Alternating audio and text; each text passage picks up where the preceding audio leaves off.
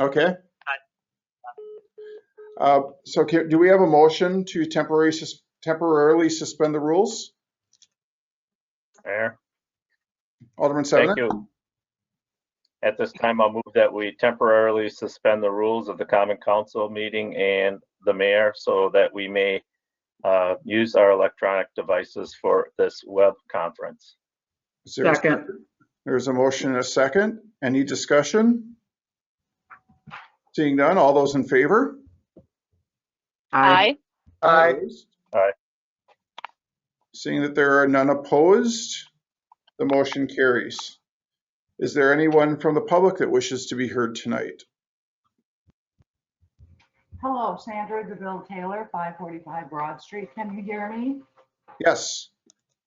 Thank you. For those of you who don't know me, I am just a taxpayer with a whole lot of questions. And I just called basically focused on the tax rate in the city of Menasha. And my goal here is to try to reduce it. So that is why I might be asking a lot of dumb questions. I know tonight there is the library board, Nina Menasha Fire Rescue, and IT Finance. So I'll try to make this as fast as I can. Beginning with the library, I do have several questions, primarily because I'm not that familiar with how you operate, but I do understand there is some kind of limitation on what the city council can do with the Menasha library budget. They're controlled to a certain extent. So bear with me with my questions. I know that this has been a rough year, and I appreciate the services that the library has tried to perform, but you were closed the majority of the time. And my first question is whether or not any of those funds have been being able to be carried over into next year, for lack of, I'm assuming not everyone was working.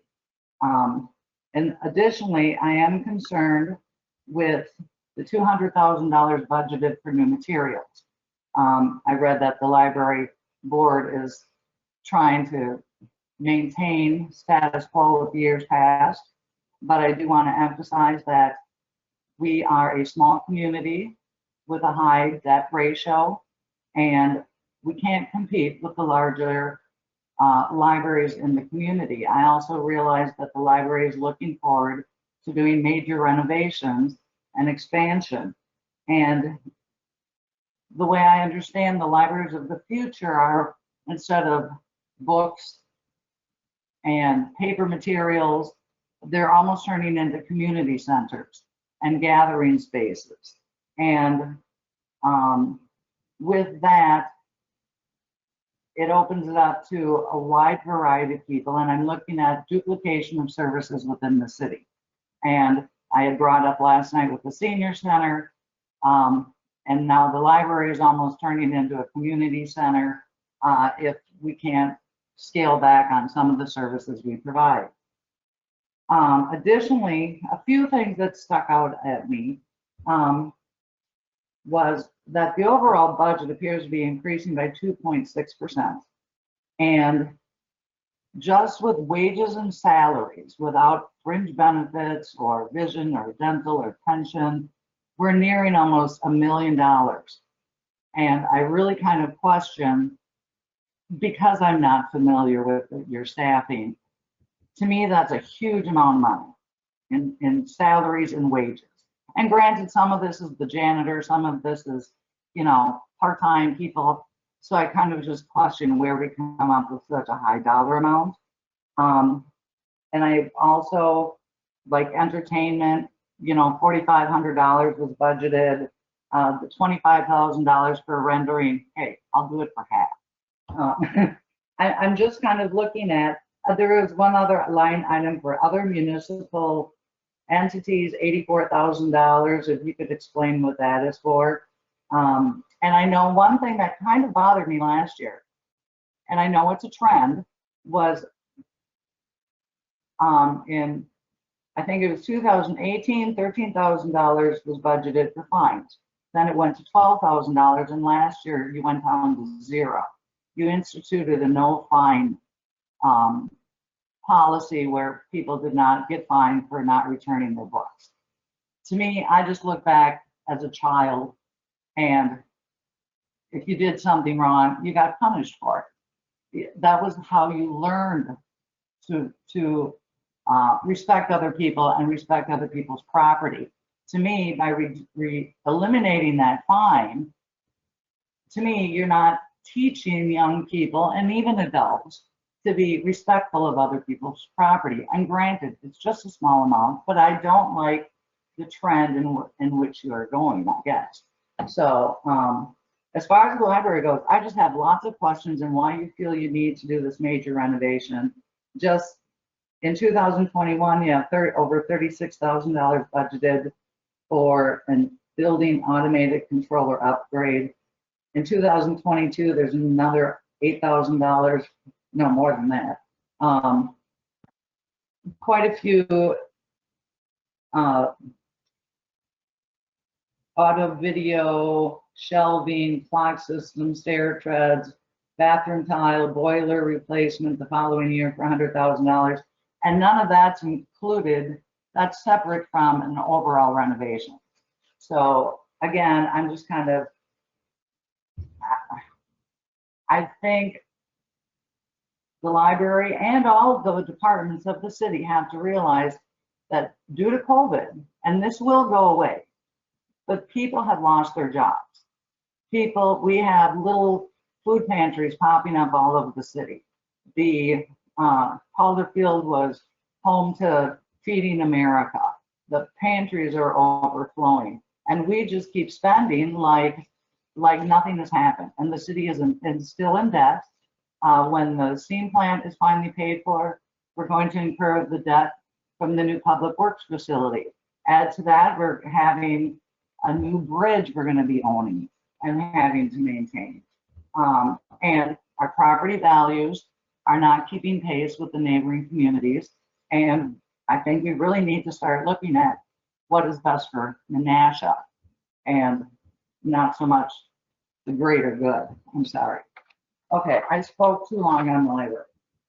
Then quickly, I don't know if anyone was here from the fire department, but I do want to comment on, I know the mission and goal of the fire department, and especially during COVID again, was to provide services to outlying communities and having these intergovernmental agreements, including Fox Crossing. And I am concerned down the road that we are providing services to neighboring communities that are not benefiting us financially. What really concerns me is the growth of NENA. NENA continues to grow. They're now in negotiations with the town of NENA to annex another 100 and some acres to provide police and fire protection to an energy plant.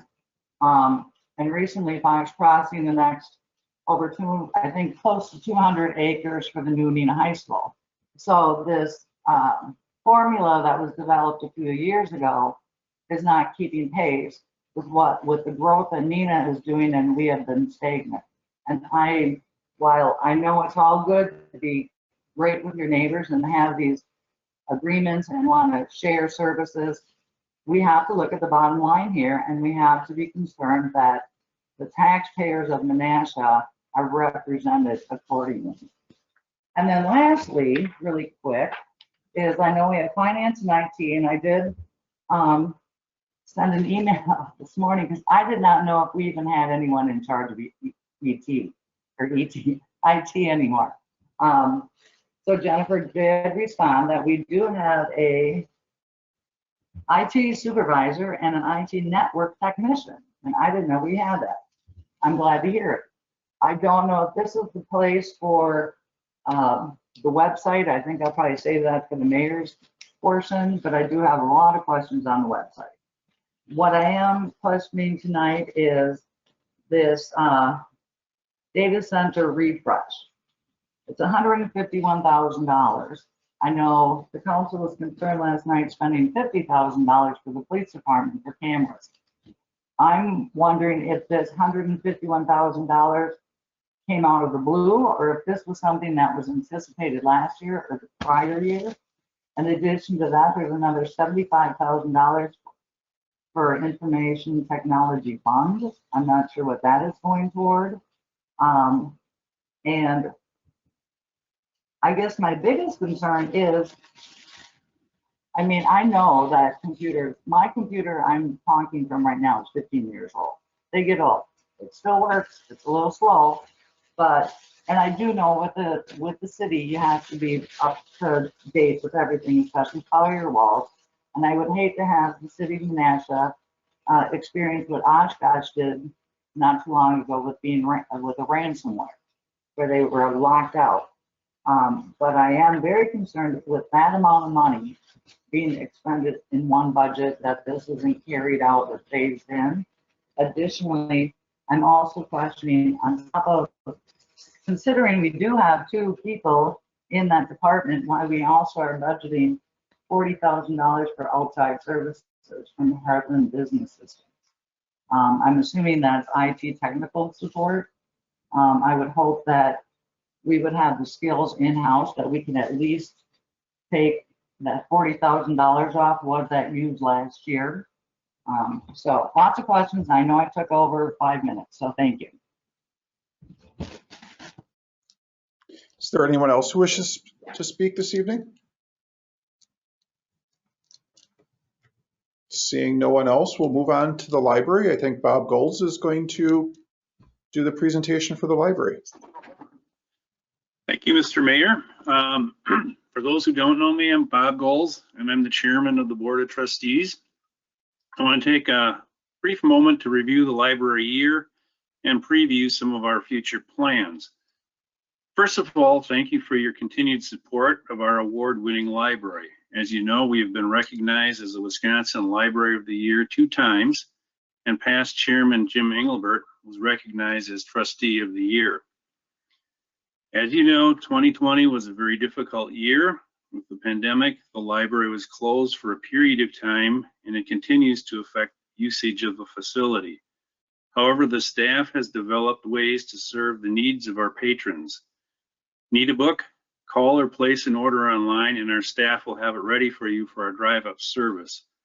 Library programs for children, teens, adults continue to be produced in an online format. Reference service is available, as are photocopying, faxing, and Wi-Fi. We continue to maintain normal hours, unlike many of our local libraries. Looking ahead, we continue to work to returning to full operations at the library. The board is continuing to work on developing a facility plan which will meet the future needs of the citizens of Menasha. While the planning is slowed down due to COVID, the process is moving forward. We look forward to working on the future plans of the library with you, and thank you again for your support. And now I'll let Vicki handle questions on the budget and go over those items. I would like to introduce the other members of the board that are here. I think I can't really see them anymore since the mayor put that up, but I think Jill Helberson is here, and she is the vice chairman this year. Carrie Lane, I think I saw she was here, and she is the secretary.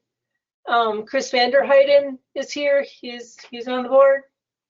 And let me see, is there anyone else? David Schwarbel's here. Oh, Dave Schwarbel. Oh, there he is. Yep. Is that better? Okay. And David is actually the chair of our Buildings and Grounds Committee, and they're the ones who are working on the development of a facility plan. So he might be chiming in as well. I guess I'll begin with answering Sandra's questions. And the first one was about carryover funds. She's right. We are going to have more carryover funds because we were closed for a while. And we do plan on spending it on that facility plan, and we also have some two major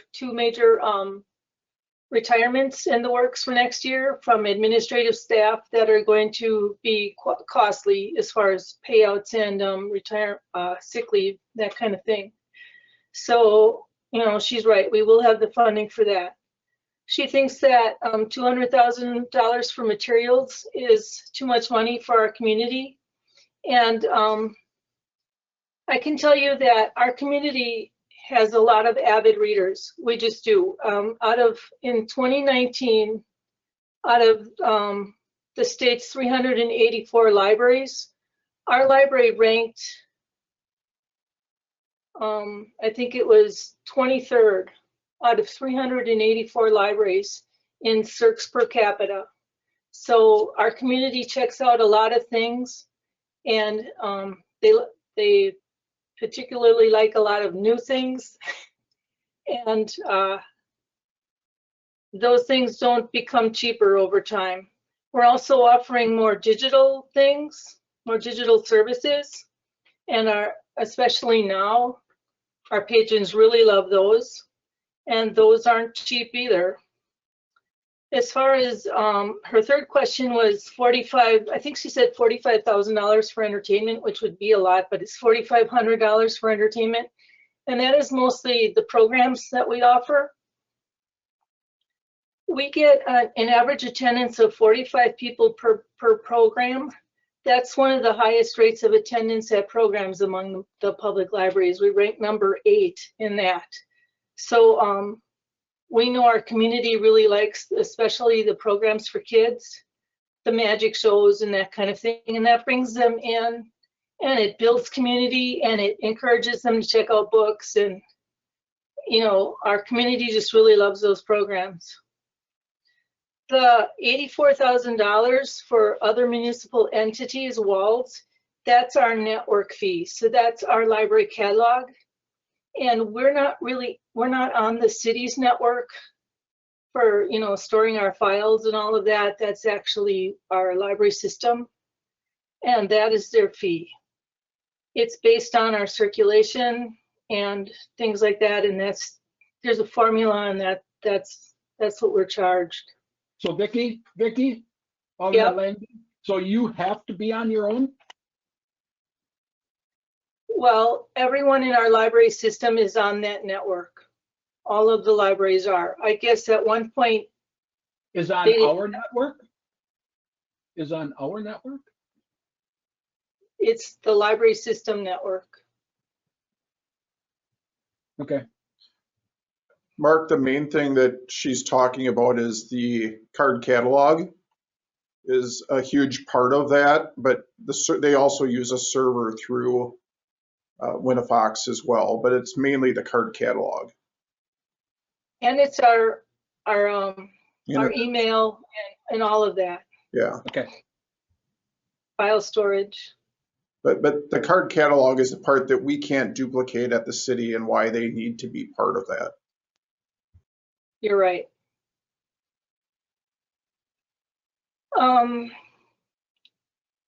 The library board voted to go without fines this year because they considered several studies, and the studies show that fines do eliminate access for the people that need access to the library most, but they don't really encourage people to return anything. And now that we've gone fine-free since June, and I know it's a really odd year, but we haven't noticed any difference. We send people an overdue notice and they bring things back.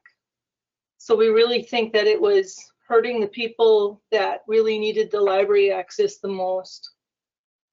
Vicki, She can I jump also- in for a second? Regarding fines, could you also explain that doesn't eliminate the need for people to pay for books that are not returned, correct? Right, if they damage it or they never return it, they get billed and they still have to pay us for that. And if they don't pay, then they can't use the library. She was referring to our facility plan as an expansion, and we really don't have anywhere to expand, and we certainly don't intend to expand. What we intend to do is use the space better.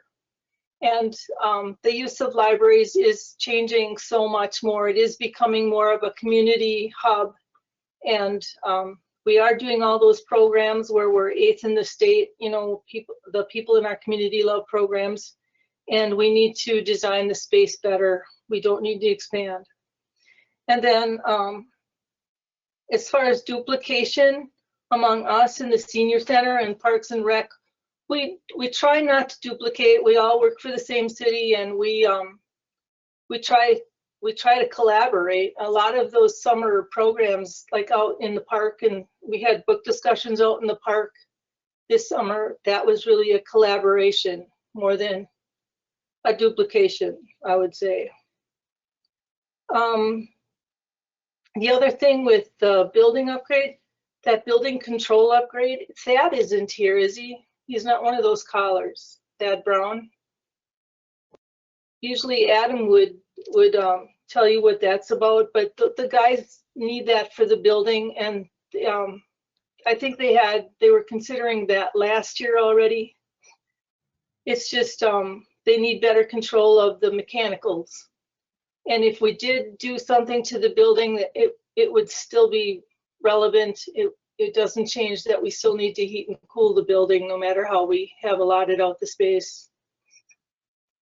The other things that the placeholders for years from now, I mean, yeah, it says like so much for shelving and carpeting and things like that, but the board understands that if they do come up with a facility plan, that they will, you know, they'll take that in stride, and they won't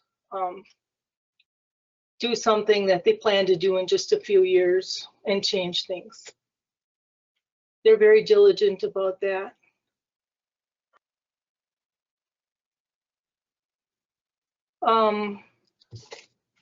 The other thing the other things I would say about the budget is it's not very much different from this year, except that I did want to point out that the county funding has increased.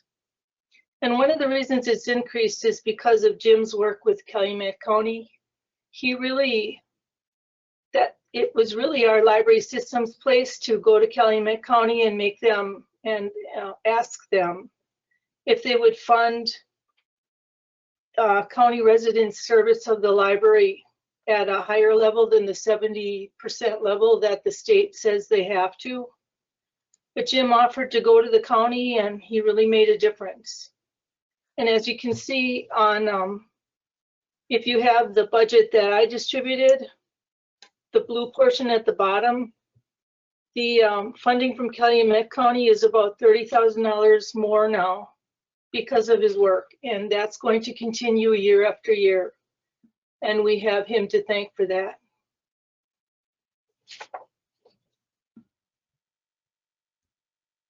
The only other thing I sent to you was our plan for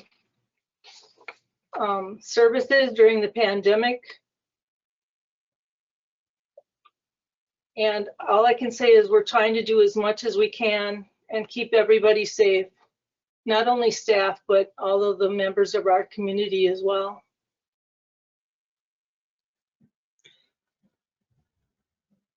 Stan, did you have a question before Vicki? Yeah, I just wanted her to be able to finish before I said anything. So. Sure. Was she done? Yeah, go ahead, Stan. Okay, thank you. Before I ask you a couple questions, I have a question for our finance. Mayor, can you bring up the photo part? I don't need to see that document. We all read already. The photo. So we can see each other. Oh. But I need to, I guess she's not on. Is Sassman on here? No, Jennifer's there. Yes, Jennifer's Yes, here. Oh, okay. See, I can't see that when you got it way up there. So, okay, Jennifer, are we looking at, because of COVID, are we looking at any substantial dollar savings that will be coming back to the city? Well, we are going to be submitting for the Routes to Recovery grant in the next week here. And as we noticed tonight, Vicki has mentioned that they will be coming in under budget. Tim had mentioned that last night as well. So we will have a number of departments coming in under budget. Yeah. Well, that's just my point. I would think that because of COVID, that all of our departments should be coming in much less because of the fact that because of COVID. But it seems like here at City Hall, we do things differently, and that we go ahead and spend anyways because there was a budget for it. And that's not fair to the taxpayers. And I'm just kind of being the devil's advocate here because I've had a number of people say, why is this open? Why is that open? Why is this open if I can't go to work? So I just want to make that point, and I was hoping that there would have been some substantial savings, whether it was through salaries, which isn't going to be the case. We just went ahead and paid people anyways. And I know you're going to give me, oh, we worked harder than we ever did before. I can't buy that. So I do want to say, Vicki, I thought you did an excellent job replying and responding to all the questions that Sandra had asked, because I wrote those down as she was speaking, and you did a good job of it. And the point that I did want to make, and I did know this about Jim Engelbert, and well, you know, what a great job he did for us. Because you know, my issues in the past also have been with outside groups coming and again using Menasha. And your board members might not get where I'm going at, but Menasha gets criticized for their higher taxes, but yet they love to come to Menasha and use all our services. Not everybody, but I'm just saying many do. And that's not fair, again, to our taxpayers.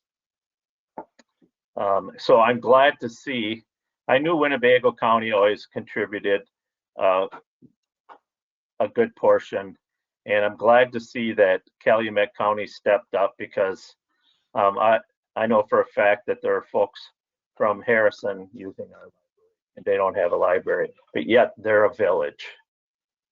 So I have a hard time with these outside communities that which were our growth areas, whether they like to hear that or not. But we provided all that service out there so they could have growth, so that they could flush their toilets, so they could turn on their lights and things like that. That came from Menasha, and now we're supposed to just provide that because we're going to be regional communities. I don't support. As far as the issue with the fines, when I first read that you were doing this, Vicki, and the board, I didn't like the idea either. I'm not in the library business, you guys are, so you would know better. But my first response would have been that we should have had like, I had the word before, now I can't think of it. The not solidarity days, but just like certain weeks that, hey, we're not going to fine you if you bring your books in between July 1 through July 10, something like that, instead of just across the board. And maybe did that a couple times a year. What would that be called? I can't think of it. Amnesty. Amnesty, my goodness.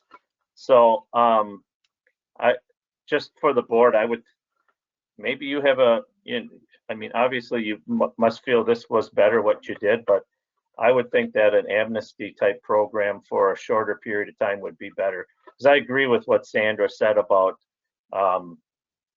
setting examples for kids, but not just kids, because it's the adults more than the kids. So I'll leave it at that, and I'm sure I see Randy's got something to say. And thank you. Thanks to the board members. You're not getting paid a lot, are you? Right? So we appreciate your work in doing this. I mean, I get that newsletter, that email newsletter that you guys send out. I'll tell you what, I love that. I get more information from that newsletter about what's happening in the community, period, than anywhere else. So I really like that. Thank you. Vicki, do you Hi, want Vicki. James, Hey, before you go on, Vicki, did you want to comment about your budget and where you're landing this year in response to your cost savings and what you've done this year? You're significantly under budget. Oh no, this year you mean? Yeah, Stan had said something about to the effect of things haven't been happening the same and are we saving money? And we have been saving a lot of money at the library. So did you want to comment on that? And how much We you have been. We have been saving money. Some of that, you're right, we are paying staff.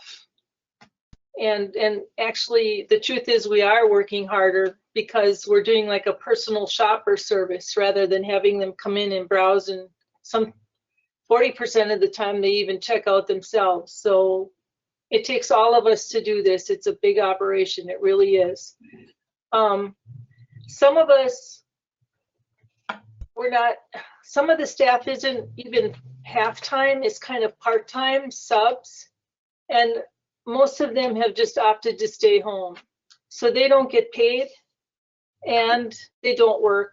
So we're saving those wages and salaries. We also had a retirement at the start of the year and her replacement is making much less. And we had someone else move on to the Oshkosh Public Library and his replacement is making much less. So I think that the bulk of what we're saving is in wages and salaries. And you're down about $100,000 is what your projection is for the year. Right. Okay. So That was far. the question I was asking, but I didn't get an answer, so I appreciate that. Sure. Alderman Taylor, did you have a question? yes. Good evening, everybody. Jim Engelbert approached me last February and talked about doing some work in the library as far as not an expansion, but a renovation, and said there was a donor that was going to provide a lot of money. And then I haven't heard anything since. And I wonder, Vicki or David, if you could comment on that. You can do that, Vicki, if you like. You can do it, David.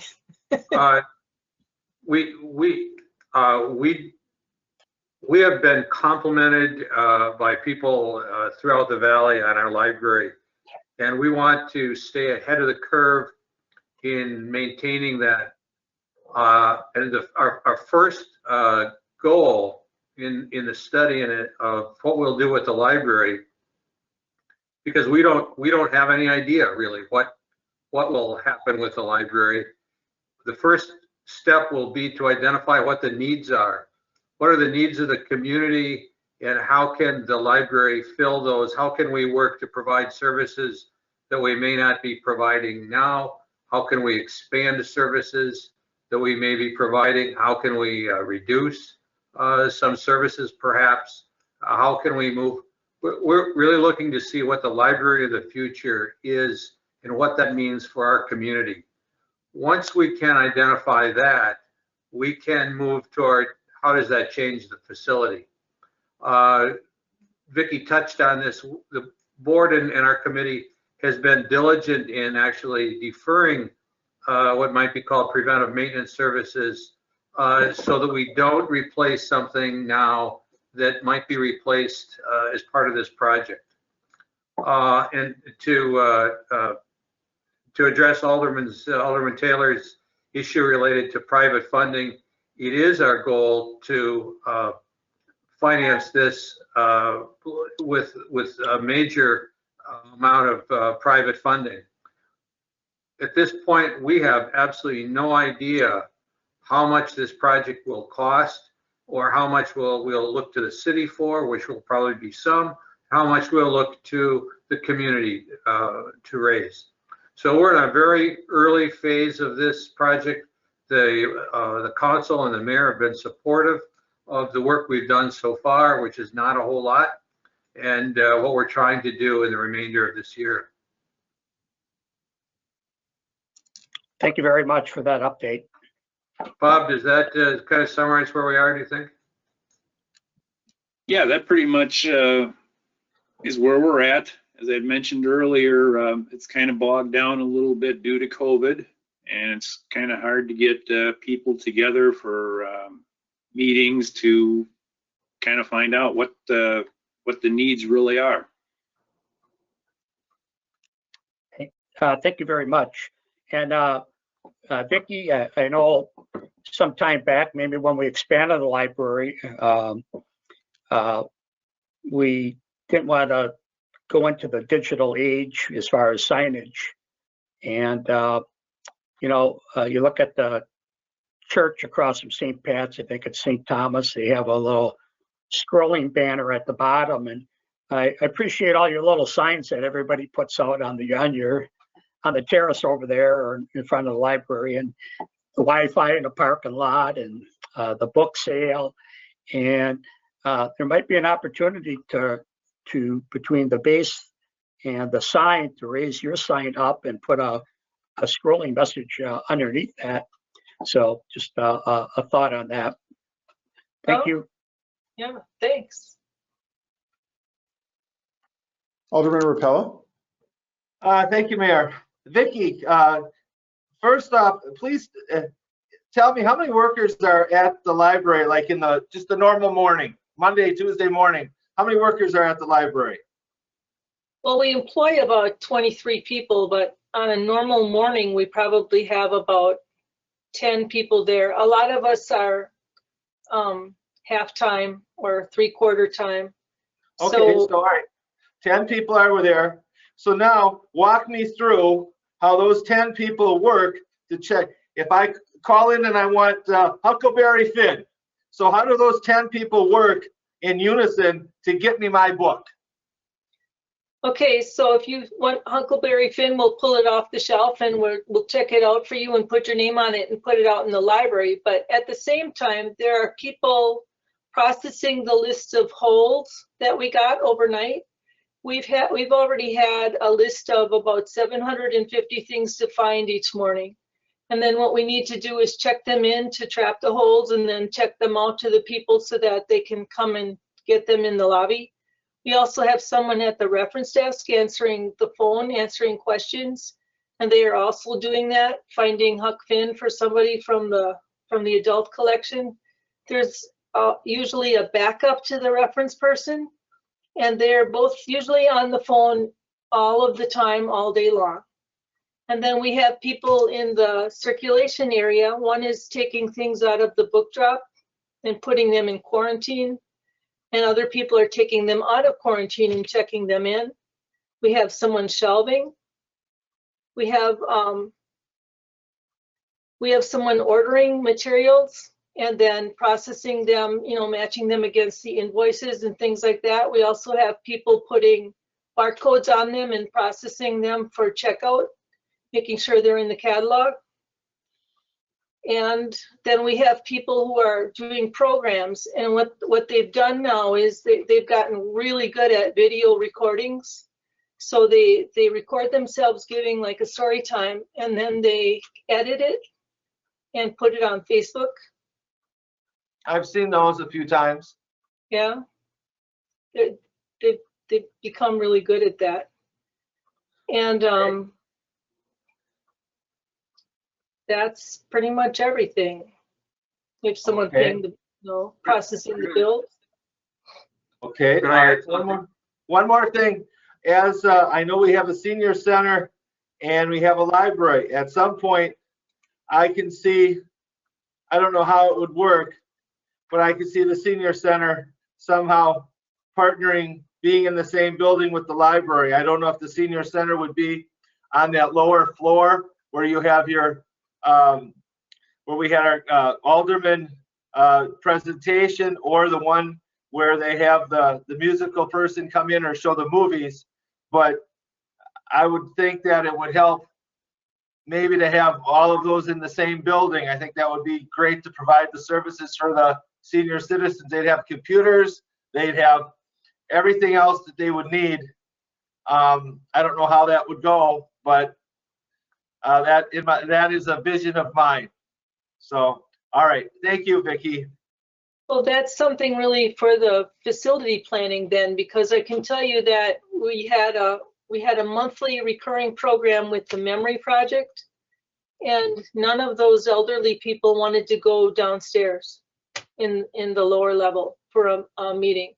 They would have liked to meet, you're right, they like to meet where the fireplace is over there. Yes. But that's really not a programming area right now. That's really a reading area. So what we did was we compromised with them, and they met on a certain day when we weren't using the story room, and they met in the story room. And that's just the reason that we need a facility plan, because we need the space, especially the space on that main level, to have that kind of flexibility, to not only accommodate like a story time or a children's program, but to also accommodate that kind of program. Okay, thank you. Can I just add something to Vicky's? You sure can. I've spent really my whole life trying to stay away from public service. I've only been on the board for about 2 years, I believe. I'm absolutely amazed at how well the city of Menasha is run. A lot of my fears have been allayed. And one of the things that I'm absolutely flabbergasted by is the statistics that Vicky prepares every month for the, I understand that this is by law, that she submits this to the Wisconsin Department of Public Instruction. But there are certainly 100 to 200 lines in this. And it compares this month over the same month last year, this year over last year. So there are substantial metrics available for the use of the library in many adult books, adult periodicals, audio books, music CDs, electronic devices, so on and so forth. You can see what the library has done. Frankly, this year to date, the library is performing at somewhere, it appears to me, at least 60% across the board of what it has done in the previous year. So it's not that the library is doing nothing. In fact, some of these line items are up. One is up 113%, one is up 80%. And what surprises me, Vicki alluded to this in a slight way, that the reference librarian, you would not believe the calls that the library gets for what you might consider to be trivial questions, and many of them are trivial, but there are many questions that come to that reference librarian, and that service has been at 100% and maybe more as compared to year over year. Thank you.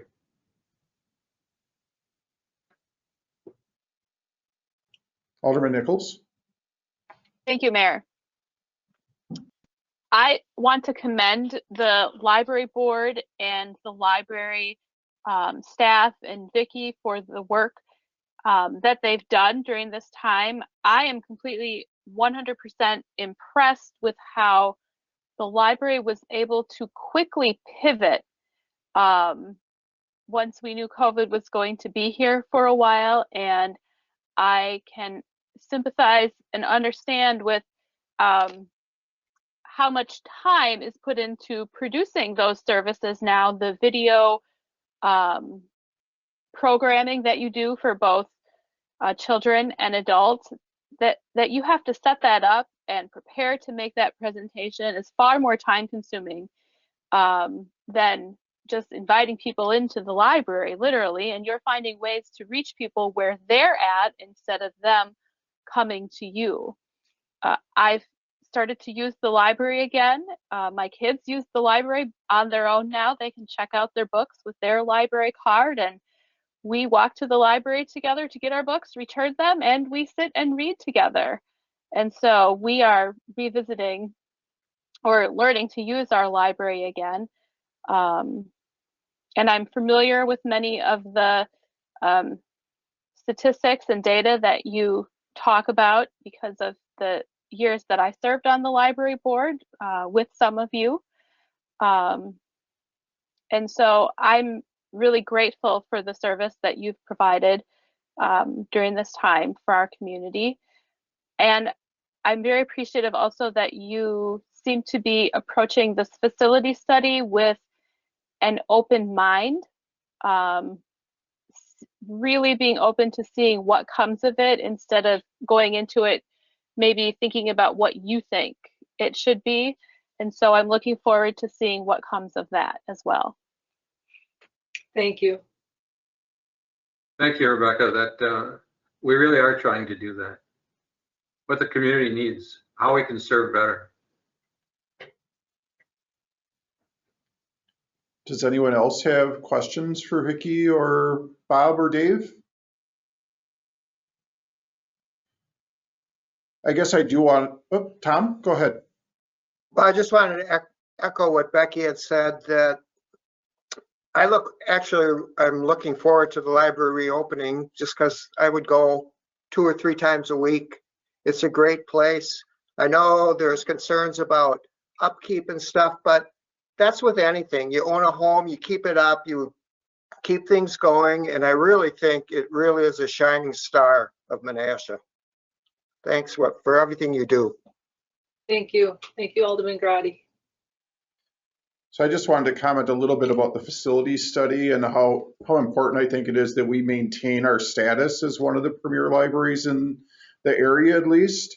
And being that we do have some additional funds that are going to be remaining in 2020, we do want to make sure, I will be bringing something forward at some point next year to make sure that those funds could be used for other purposes, maybe that facilities study, maybe retirements, as Vicki had said. But I do plan on bringing something forward because I do think it's important that we continue on that path. And we had really good momentum going, and then COVID hit and everything is kind of stopped right now because it is so important to hear from the community when we do those sorts of things, not just in our little group. So I'm looking forward to maybe moving forward on that again this summer. If no one else has any questions for the library board, we can move on to the fire department. Thank you, Vicki. Thank you, Bob, Dave, Jill, Carrie. Chris? Mayor, I have a question. I have a question for Jennifer, Mayor. Sure. Are you there, Jennifer? I am. Okay. I don't need the number right now, but according to the mayor, we're going to have a $20 increase per about $150,000 home in the community. And I would like to know how much we would have to cut throughout the budgets to come to a zero increase. So I don't need that number now, but through the budget session sometime you can give us that number. Thank you. Sure. Okay. Seeing no other questions for the library board, we're going to move on to the fire department. I don't know if, oh, Becky? Oh, they're all waving to the library board. Okay. Thank you, Vicki, and your board. Thank you very much. Thank you, Kevin. guys. I was trying to find you, Kevin. Do you need to share anything on the screen? I don't. I will just I just made a couple notes and I can just read from those. Most of it is found in the budget book, but I just wanted to highlight a few things. So first of all, I'd like to thank you, Mayor, and members of the council. I do have Deputy Chief Voss and Assistant Chief Peglow also with me tonight, so I appreciate them being here. So first, if you don't mind, I'll just answer a couple of the questions that Ms. Taylor had for the council. So as far as the COVID regional response with the city of Kaukauna, Grand Chute, Appleton, Oshkosh, Fox Crossings, and ourselves, we didn't know where this COVID thing was going. And the last thing, as we talked as a group, the last thing we wanted was to deplete a shift or staff that would jeopardize any type of response or service that we provide. So we formed a coalition, and we thought at the time that was the best thing to do. We, even at the highest point, which was probably between 2 to 4 weeks ago, we had somewhere between the 5 of us 50 to 70 firefighters off right at that time. So we were, even at that point, we felt that we were okay yet, because it affected everybody evenly. Kaukauna did lose a shift of firefighters, but they had enough people to work overtime to cover that shift of firefighters. But we were still wanted to be prepared. So we really haven't been to that level of needing to send crews to different communities. And after our meeting today, everybody is back to full service with their staff, except Appleton may have one out, and I think Oshkosh had one out, but everybody else is back at full staff with any COVID issues. So, but at the time, we just wanted to make sure that we were all covered. As far as the other question with the growth of NINA, again, that is that part with you know, the shares of what city pays what. That is in our formula for our merger.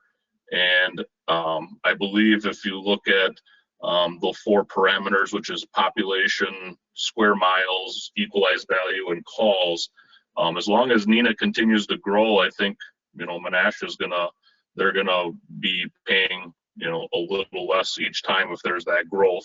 And I think it showed in this year's number with the 0.5% reduction for the Menasha side. So I don't know what the future looks like, but if they continue to grow, and of course the population, then if they're growing, and then the value of buildings, so hopefully we see, you know, that reflects in that formula. So those are the 2 questions that I jotted down. I hope I didn't miss any other ones. So just a couple of things about our budget. We did meet with both mayors and both finance directors initially, and then after that, the meeting that we typically have once or twice before the workshops begin, then the finance directors work with the mayor, and then they come up with some numbers that we need to find or figure out how to get to where they need us to be. So that happened, and so that's where we are today. And before I get into numbers, I just want to go through a little bit of some of the things that we've accomplished over the past year. Some of those things I'm very proud of that our department continues to do, continues to grow, and be the best. So response times, our response times are, this is turnout time, which is the time from the alarm to the time the crew arrives on scene, is 4 minutes and 57 seconds. And so that sits right above average of what is required. And we go back and forth between Oshkosh and Appleton as far as response times, usually by just a couple of seconds. So we're all about the same in the CAD system. Fox Crossing, I believe they're about 3 minutes to 4 minutes, depends on what staff that they have available. And then if you're looking at like the village of Harrison, they're probably in that 11 to 12 minute response time. So or more. So we're proud of that. We continue to work and be efficient when responding to calls. We got to remember that we still need to be safe while we respond. So and that's, you know, that comes with the location of our stations, and they're located just so that we can meet those times. Moving on, we have a call volume of almost 3,000 calls a year. And that continues even with that growth continues even with COVID, where we cut back some types of calls that we respond to. We're almost exactly where we were last year with call volume. And then I just looked the other day, we actually are at this point in the year, we've had 35 structure fires. So that's about 23 more than we've had last year at this time. So our crews have been busy in both cities. Typically, our goal over the last couple of years has been professional development in our training, and Chief Peglo has done a fantastic job on stepping right in and start to train our new firefighters and prepare for our firefighters that are here now. They're going to move up into the positions, because next year we're looking at 8 8 to 10 retirements, and those are all captain positions. So those positions will be filled with drivers, and drivers will be filled with firefighters. So we had 14,000 hours of training, and that's about 204 hours per person. And that was an increase of about 57 hours per person from the year before. So each year, our goal is to continue to train. And the thing with the training is, and I know there's a lot of hours that are spent training, that's a lot of times we feel that's what we do, all we do, but when there's no room for error when we respond to a call. When we respond, everybody expects to be the best, and so we train to be the best. And so we do spend a lot of time making sure that we are covering all the different parameters that we do. And we're one of the only departments around that covers all aspects: the swift water, the dive, the ice rescue, the shore-based rescue, some of the special operations like confined space because of our industry, and then of course vehicle extrication and all the structure fire type calls that we go on, and then EMS as well. So Chief Peglow has his hands full trying to collect and maintain all the different training areas that are required by the NFPA, and he's done a great job of keeping track of those hours. And then inspection wise, we've almost doubled our inspections because we've become very pro inspection. We've done about 4,000 a year, and that includes, or does not include, the 2,200 violations that we go back to correct, make sure that they're corrected. And then also in that same division, we did 790 events in 2019, and spent about 1,500 hours doing those events. And that also includes, we installed about 500 smoke detectors in the last 2 years. So we received some grants from a business and from the Red Cross. And then we also, what we do then is if the staff is going on calls and they see something that, or a home or a residence that does not have smoke detectors or that they're old, we carry them right on the trucks and replace them. So pretty proud of those accomplishments, getting in and making sure homes are safe as well. Some of the goals that we have for next year are, we're not able to, because of COVID, have some emergency management training between both cities. So we're looking forward to being able to do that next year. We're going to be implementing our second joint recruit class with the city of Oshkosh. So Oshkosh has about 4 to 6 new firefighters coming. We have 8, so we'll have 14 firefighters in a recruit class. And the best thing about this joint recruit class is that instead of having one training chief in working with the 6 to 8 firefighters, we have 4.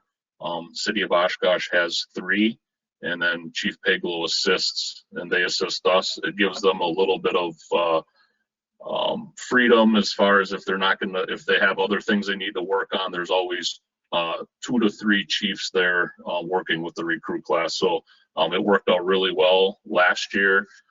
They got together and worked out some of the things that could be fixed and streamlined. And so we're ready and working with Oshkosh to be able to do it again. It went so well, the city of Appleton and Grand Chute is also looking at possibly joining our recruit class. So the other thing is our EMS crews are looking to improve some of the skills that we do, and we are looking to add epi and albuterol to our list of skills that we'll be able to do. Again, as I just talked about, we're preparing for 8 new firefighters. We have been preparing for them over the last 4 years. We knew this was coming. We didn't know exactly what year. We've had 1, 2, 3 over the past couple of years, but now we're going to have 8. Each of our ranks have their own. We've created their own job performance requirement handbook. So when a new recruit starts, he's got a 3-ring binder full of all the skills that is required of him to pass his not only his recruit class, but his year-long probation. So he may go through it through recruit class, but then go over it a couple other times during the rest of his first year, probationary year. Then the drivers also have a book now. The drivers are able to go out and do a checklist of skills that they need to do on both our engines and our ladder truck. And then our shift inspectors and our officers as well. So each level has their own job performance requirement book to maintain skills. It allows the station captains to take their crews out and do that training so that everybody does it the same way. So we've accomplished that, and that was a huge goal that we had began just a few years ago. So that's a little bit about what we've done over the past year and kind of what our goals look like for next year. It'll be a busy year with having 8 new firefighters and then continuing the training of our staff in their new positions of driving and for the fire officer positions. So does anybody have any questions on that? Yeah, I would just like us to take us through the book page by page under your budget. Okay, before we do that, I have some comments. I basically chaired that committee for a year and a half because of COVID. And I want to say that, and I chaired it years ago also too, and I've really seen a difference in our department. It has become a better department, and I think the chief has done a great job of making this a better department. Like he mentioned, we are very diverse. You know, we have a dive team, a water rescue, our first responders that, you know, they're in our community serving our constituency. And if you're ever in a situation where you're in a traumatic situation, you want that help as soon as possible. I don't know if anyone's ever been in that situation, but when you are, response time is important. And one thing I can say about Menasha Fire Rescue, we blow away everybody when it comes to response times. And I think that in our community, people want that. So I think what's something that I had been working on with my fellow committee members, Ted Grotti and Randy Rapella, was what Sandy asked, and that was to the cost sharing. Right now we're about 61-39%.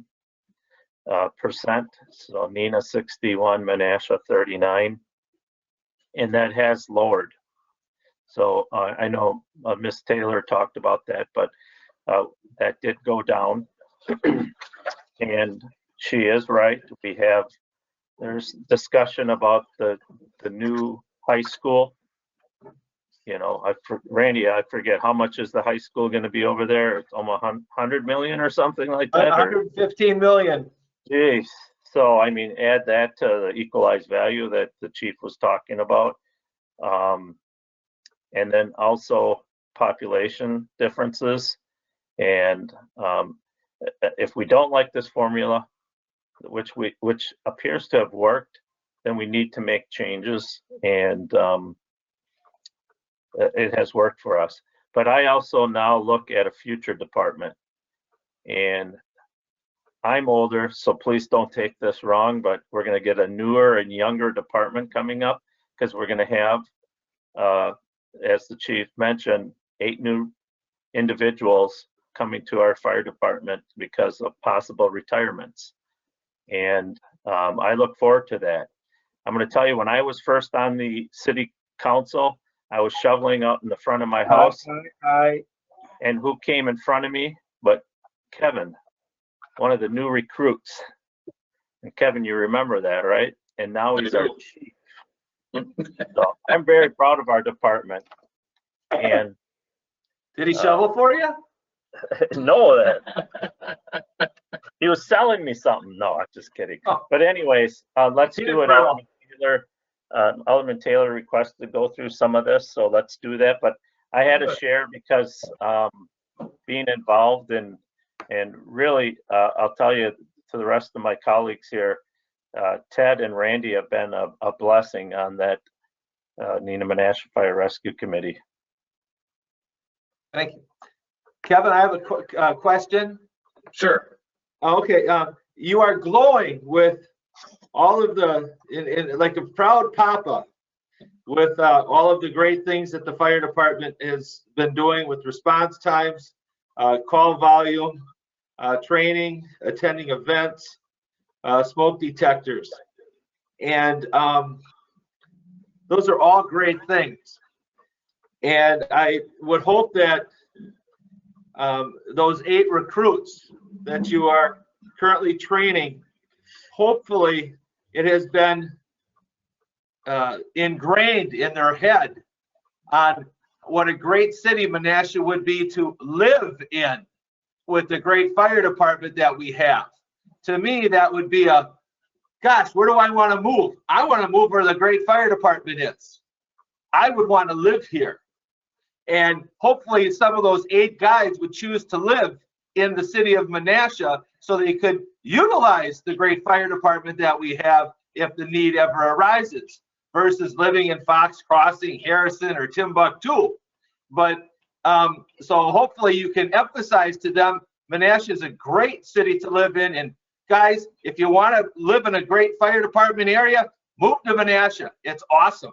So hopefully, Kevin, we can get a few firemen to actually live in our city. That would be awesome to have. Thank you very much. You're welcome.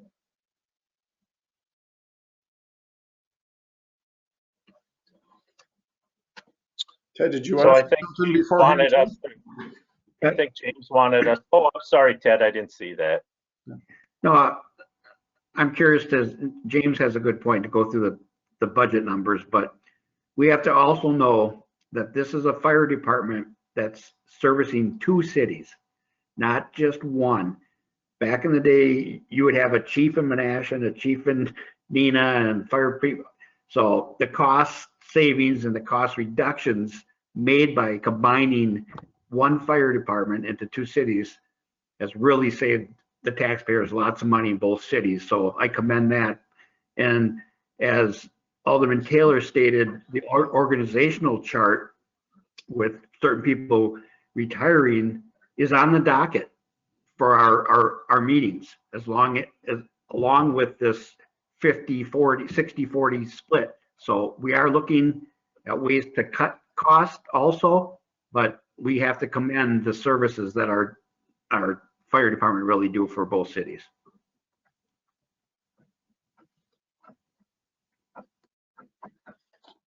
Kevin, did you want to share the budget pages or not? Sure. Yeah, I'll share a couple of the highlights of the budget. When we prepared the budget and then had met with the mayors, we had looked at the cost savings or the reductions that we had, and the first one was about 217,000 just for salaries. So there was a reduction of 217 or 214 with salaries because of the 8 to 10. I think they figured out 8 retirements, brought that down, our budget down 217,000 roughly. A couple of the other areas were this in the IT. So some of the programs that we use on the fire department and the some of the other programs that the city of Neenah uses throughout some of their different departments. Neenah was signing 1-year contracts with the different programs and things that different departments use. So what they did was they went out and they agreed to a 5-year contract for all the programs. And that 5-year contract, instead of paying it yearly, they paid a 5-year bill on those. It saved the city about $100,000. So some of that reflected back on our budget too, because they split that savings up amongst the departments. So some of that savings was there too. And so I believe that was the highlight of our the reduction of our budget. We did have a part-time staff person to be in the career development area at, I believe it was 24,000, and then that was cut out too. So I think the total was like 270 or 280,000 total for taking out of our budget. So I believe our budget now is at 1.1% or 1.09, somewhere in there. So that is our increase for that. Is there any specific line items that you had questions about? What page are you on right now? Well, I can, let's see, most of the line items, Alderman Taylor, so page 70.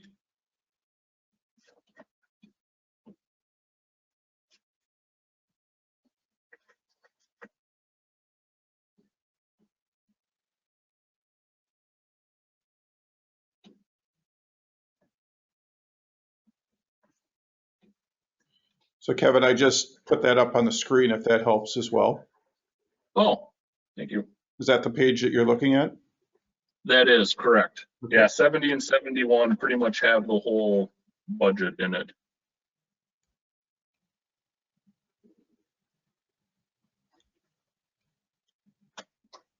Does anyone have specific questions then for the chief? I just wanted to say that the Menasha Fire Rescue unanimously endorsed the 1% increased budget. We thought it was a very good budget.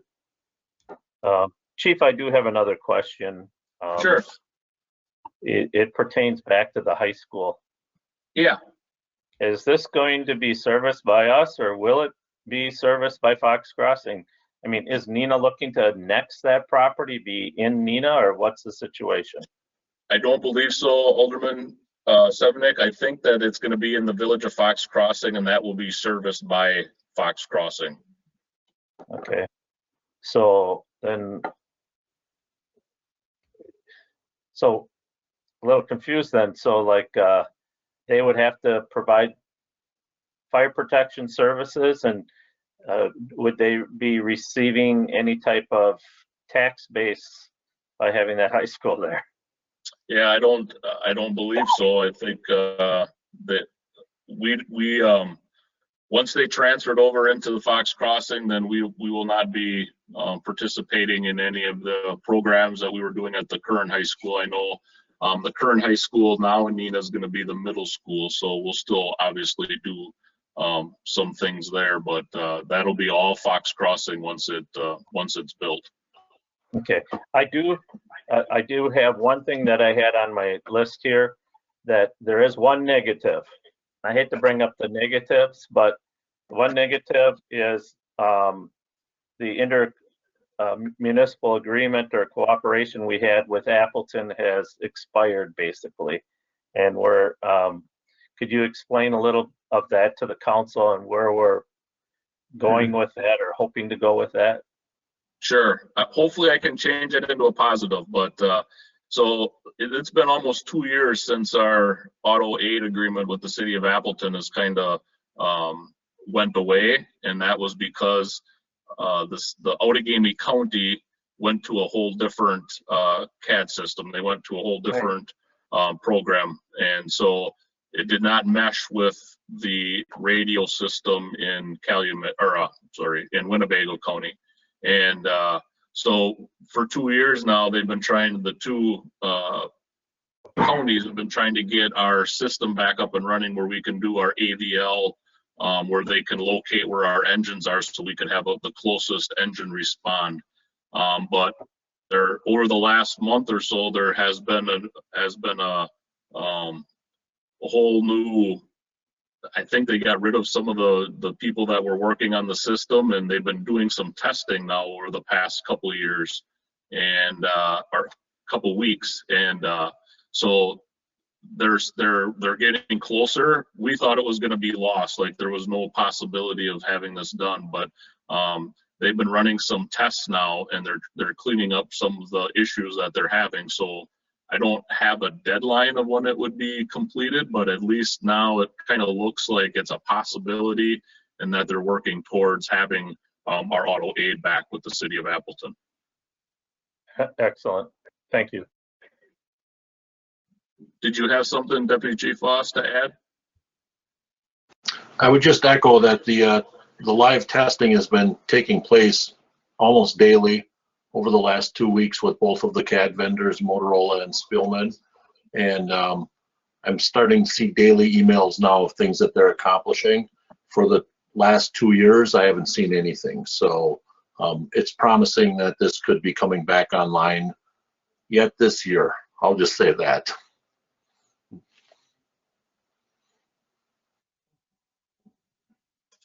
Ted, did you have something else as well? Yes, I did. It's kind of piggyback off of Alderman Sevenick's comment about the Neenah High School with who's going to service that. It's kind of like the new St. Mary's High School that's over there now. That is also Fox Crossing, right? Mm-hmm.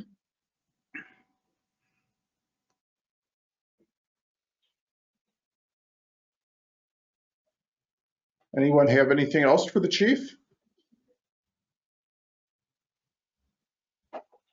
Thanks, Chief.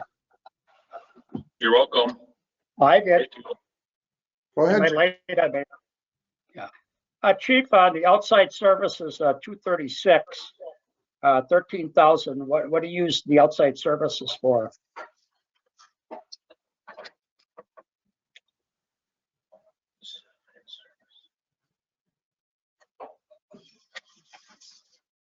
Deputy Chief Voss, do you want to answer that one? I thought that had to do with the fiber optics. I think, don't hold me to that, but I think that's what that is the fiber optics charges in both the city of Neenah and the city of Menasha. That sounds right. Yep, the fiber optics at 36 and fiber optics at 31. Okay. How many women are employed in the as firefighters? We have one female firefighter. She is at the captain rank as of right now. And Okay. actually, for the first time in several years, we just had a female candidate come through our interview process. Okay. Do you know how many firefighters or all people in the fire department live in the city of Menasha and Neenah? I don't know the exact number, no. Yeah, you can email that to me sometime. Okay. Thank you. If I could just interject there, I will tell you that during our interview process, Kevin and I do have many discussions on when somebody says they've grown up in Neenah and they've grown up in Menasha, or they live in Neenah or they live in Menasha. We certainly give them a really strong look. I mean, we're in favor of hiring Neenah kids and in favor of hiring Menasha kids. I mean, they still gotta get there, but when we can hire a local kid, we're pretty proud of that. So I just want to throw that out there. We have interviewed in the last couple of weeks a few kids that are from Menasha and live in Menasha, and a few kids that are from Neenah and live in Neenah. So just know that that's important to us too. Yeah, one of our goals was to get into the high schools and do some visiting with those seniors that are graduating, and at least offer them the opportunity to take a look at the fire department. So we do some recruitment things at Fox Valley Tech and at the high schools. And then they did have a couple times they've had it at the that Appleton, the new Expo Center, where we were able to, at least do some recruitment. And those are the kids from our high schools are one of our goals. And the more we do that, the more we find out that, those juniors and seniors, a lot of them still don't know what they want to do.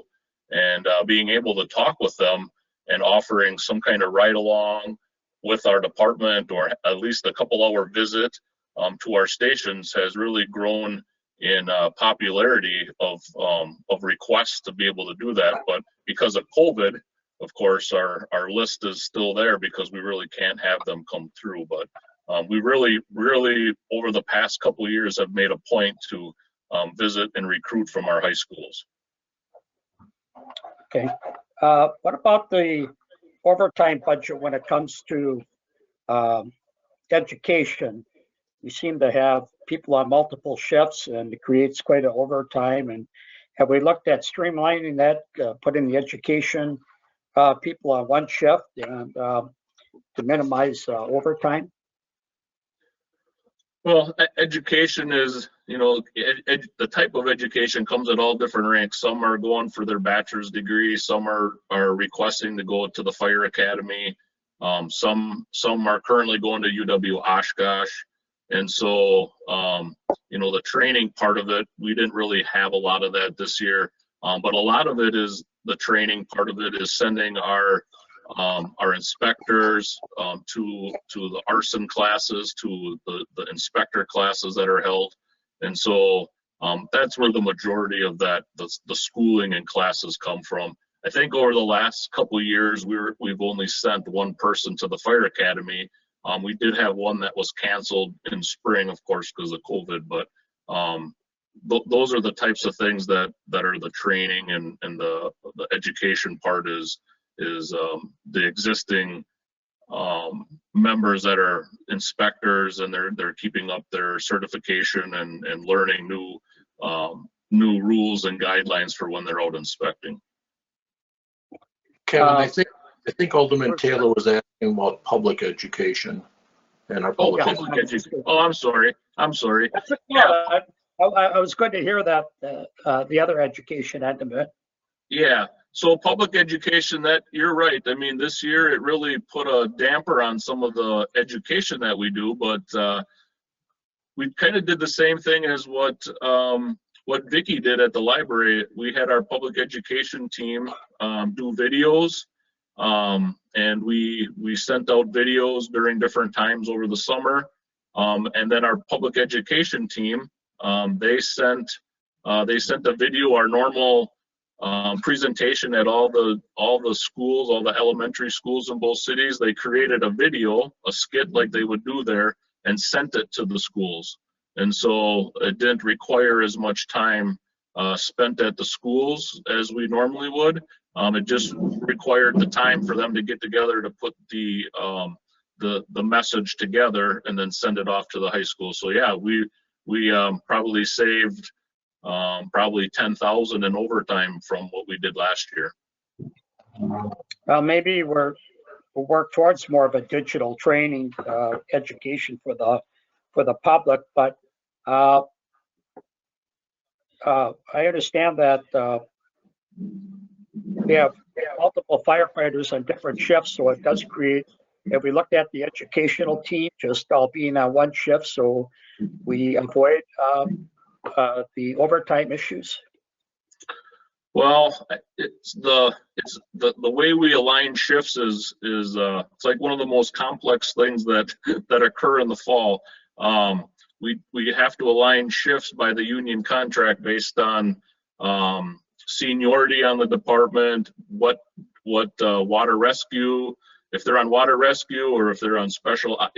There's about 10 different parameters that we align our shifts by, and to align everybody from public education, because there are about, I would say there's probably 4 members from each shift, 4 to 5, so that's 15. To have all 15 on one shift just isn't going to happen, because most of those firefighters are most of the pub ed members are firefighters. So to try and move all of them on one shift. Now, again, looking at what we were able to do and create those videos, that does offer some different, that will offer some different ideas and thoughts going forward in the future. Definitely some time saving and managing that overtime for public education.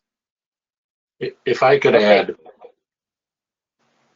I'm sorry, if I could add, the overtime for public education really is incurred in the fall during public education week or during public education month in our case, because we go out and we take this program that we have for the first, second, and third graders to every school in the Neenah and Menasha school districts. So the problem with trying to cover that event during those 2 weeks with on staff people, the challenge is that it's very, very difficult for us to get scheduled into the schools where they can get us time. Now, obviously with COVID and virtual school, this has all changed, but typically that's why we bring those people in on overtime during those 2 weeks. The rest of the year, nearly all of our public education is done on shift with on-shift people. It's just we have a real scheduling challenge during Fire Prevention Week to try and get to all of those schools in a timely manner. And they present 3 times a day so 3 different schools they have to move the set and move the program to. It's very challenging. It's an award-winning program, but it takes a lot of work, and it would be almost impossible to try and do it with on-duty staff and then risk having a call in the middle of it and them having to leave. The school scheduling, they wouldn't allow us to do it. I hope that helps. Thanks. Would it help that we don't have to, every day should be fire safety day, and why do we have to limit that to just those 2 weeks? I'll answer that. It's a national push during those 2 weeks, and you're absolutely right. We do use every opportunity, every public contact to deliver a public education message, and everything from station tours to meeting kids on the sidewalk. Our guys take every opportunity in a normal year to do that. That 2 week period in the fall is done during National Fire Prevention Week. We could spread it out, but it would still result in the same thing. It'd be very difficult to cover with on-duty staff, because if they got pulled away, the schools have a very difficult time scheduling us in. And I'll just add too, we do on-duty staff as well to help them, but we have to have certain people there that can stay in case there's a call and the engine has to leave.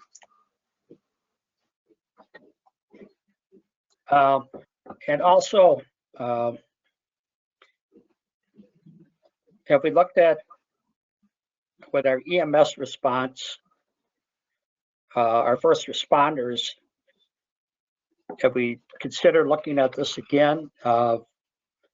Instead of running a large fire truck out the door every time you get an EMS call, and we know that the cost of these rigs are enormous, and we know that it's hours and miles that wear out these rigs. Have we looked at possibly having smaller vehicles to respond to an EMS call instead of a full fire truck? I know a few years ago, before I became chief, there was a study done on the smaller response vehicles. And I know Grand Chute also tried to do the small response vehicle, and it just, talking with their chief, just didn't work for them, because they would have 2 people hop on a rig or 1 on this vehicle, and then when a fire call would come in, they'd have 1 person driving a truck to the fire scene or wherever they were going to.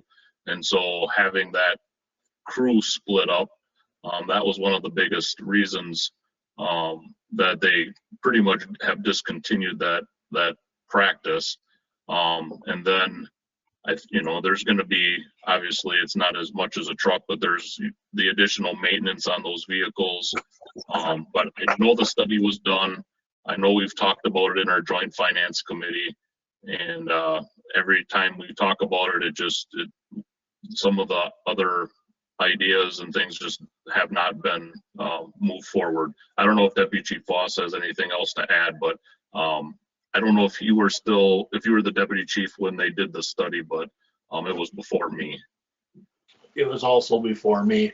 And I'll just point out that the idea of an alternate response vehicle, although we always talk about it for EMS, this is exactly what we do with our fire inspectors. Every single day we pull them off a fire truck and we send them out inspecting in a staff vehicle so that the fire truck doesn't have to go out inspecting. But the difference is that inspections only require 1 person, and we can still have 3 left on the vehicle, or sometimes 2 on the ladder truck.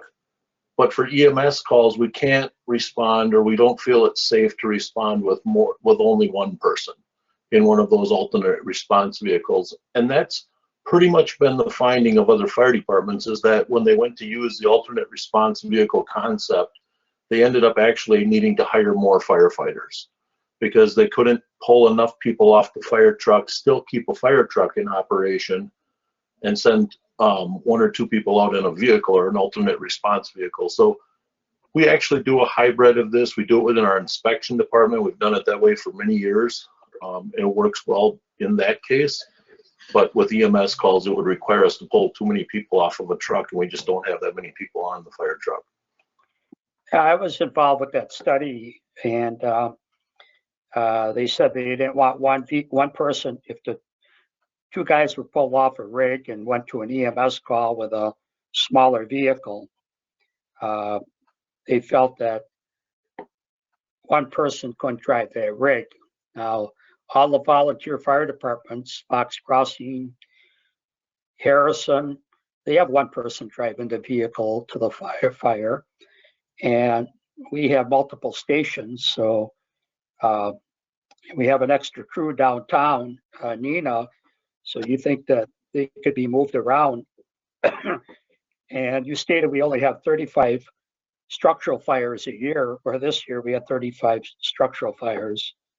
And I don't know, these vehicles, you know, $500,000, $1 million, they're moving up all the time. And to run these hard miles on them, out in the salt, out in the cold weather, it's just, I think if we personally all owned a vehicle that expensive, we would have more of a work vehicle, especially with the EMS calls.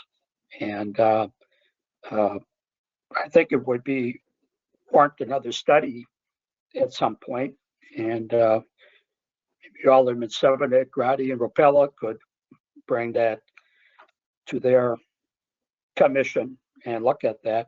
But you know, these trucks are just outrageous, and you would like to use them as little as possible, and that would give you more hours or life out of a vehicle. So it's just a thought. Thanks for your time. Thank you, Alderman Taylor. Anything else for the chief? No? Well, thank you, Chief, and thank you, Deputy Chief. I think there are a couple more firefighters on. At one point, I saw a few others. Have a great night. Thank you. Thanks for your support. Appreciate it. Thank you. We'll move on to finance.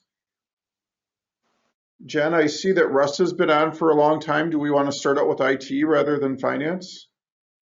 That's exactly what I was going to do. Okay. I just wanted to address Alderman Taylor's question before it gets lost in my shuffle here. But basically, to get down to last year's tax rate, we'd be cutting about $165,000 off of the proposed levy.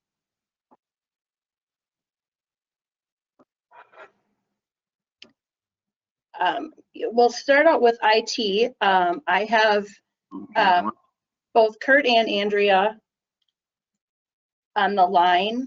Actually, I don't think I need that. Russ needs that, Mayor. Oh, sorry. No, it's okay. Let's see if I can make it for Russ then. So anyways, Mayor, Yes? I think as far as going along and following in this budget, this is probably the worst budget that I've ever had to go through. One thing you really need to do is have a better table of contents here, and it's junk, because I just spent literally 15 minutes trying to find the IT portion of the budget here.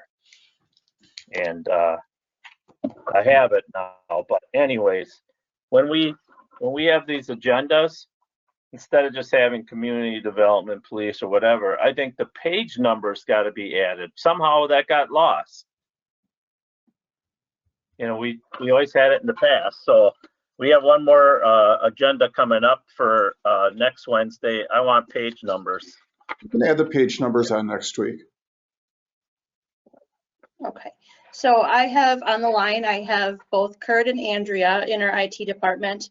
And then we also have Russ on the line who has a presentation for us. Russ is our consultant that we deal with, and he's with Heartland Business Systems.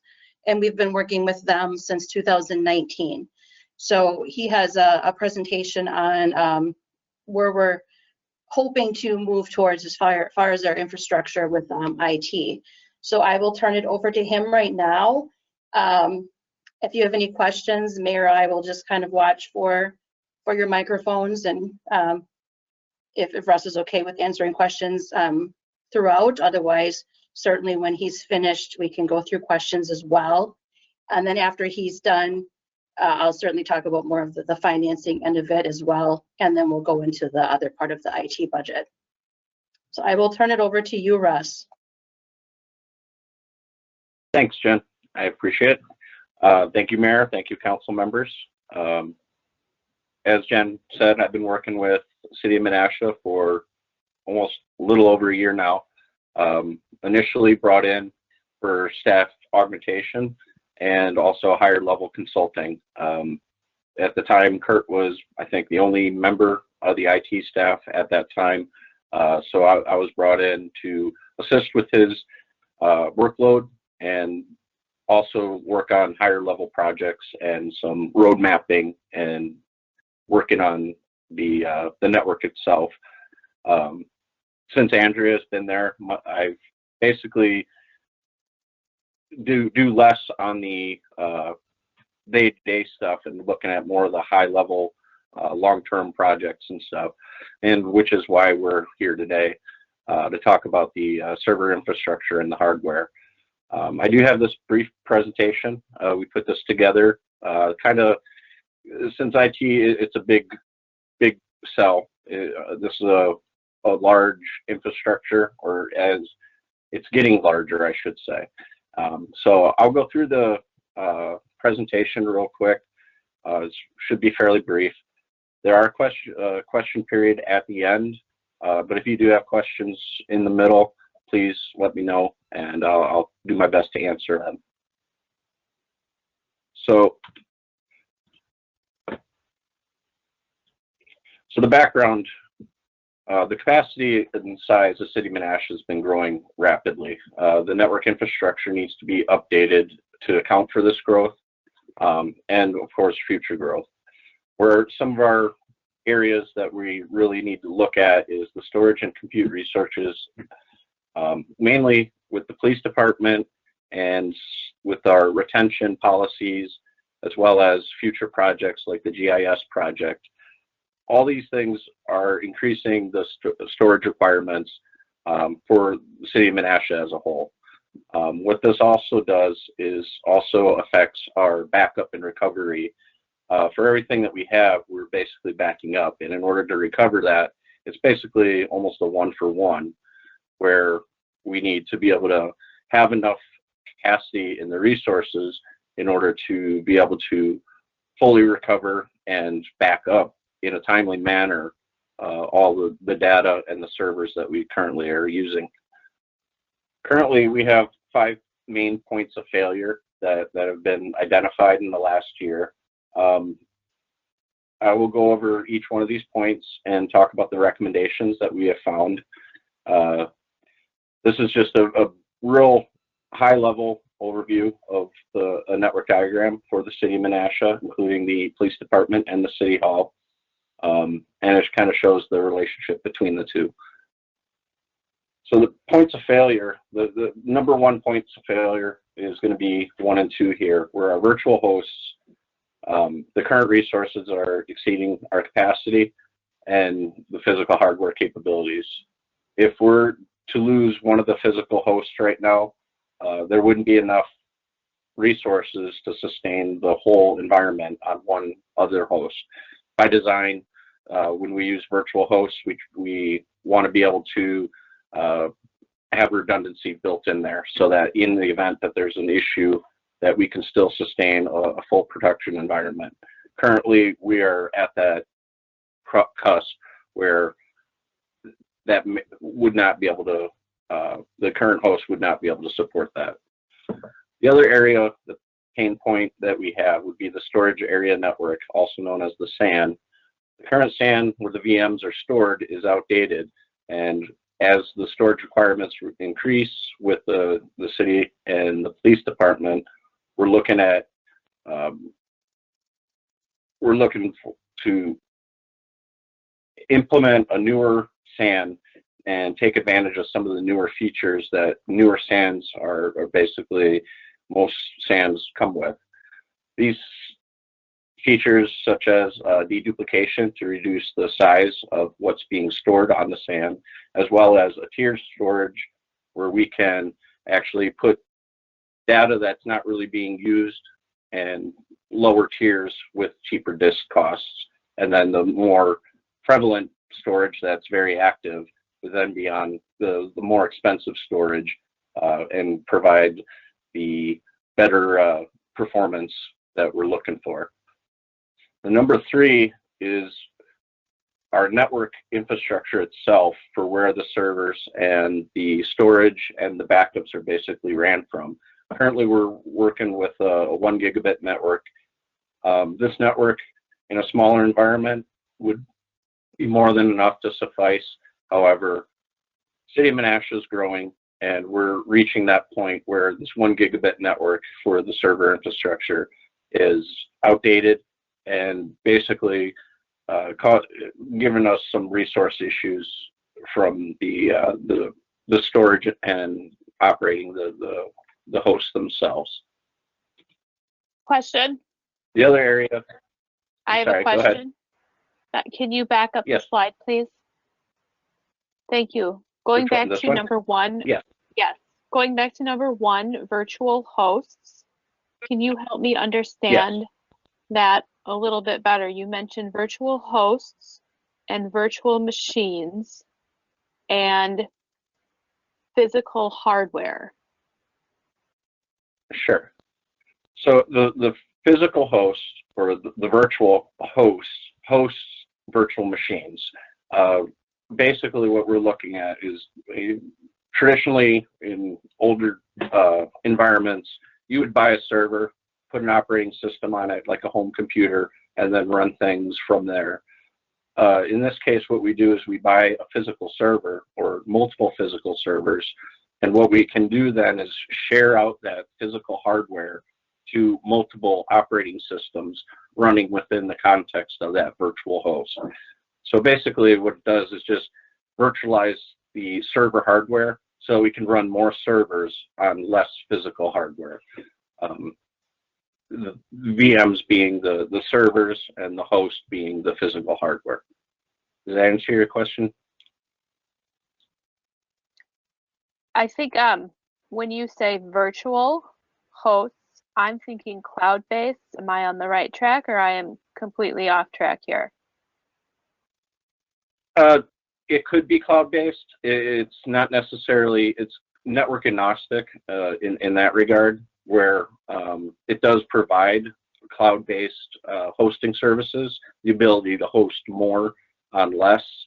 So it's not exclusive to cloud, but it works and implements in a cloud strategy very well. Okay. But I think what I'm hearing you say is that we're not headed in that direction, correct? Not necessarily in the cloud direction.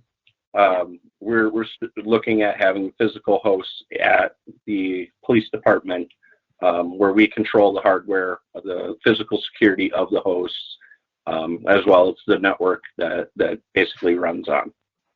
Okay, that helps me. Thank you. You're welcome. Okay, so the fourth, we're talking, one of the areas of concern and points of failure would be the backup server resources. Our current infrastructure is outgrowing, as is the production environment.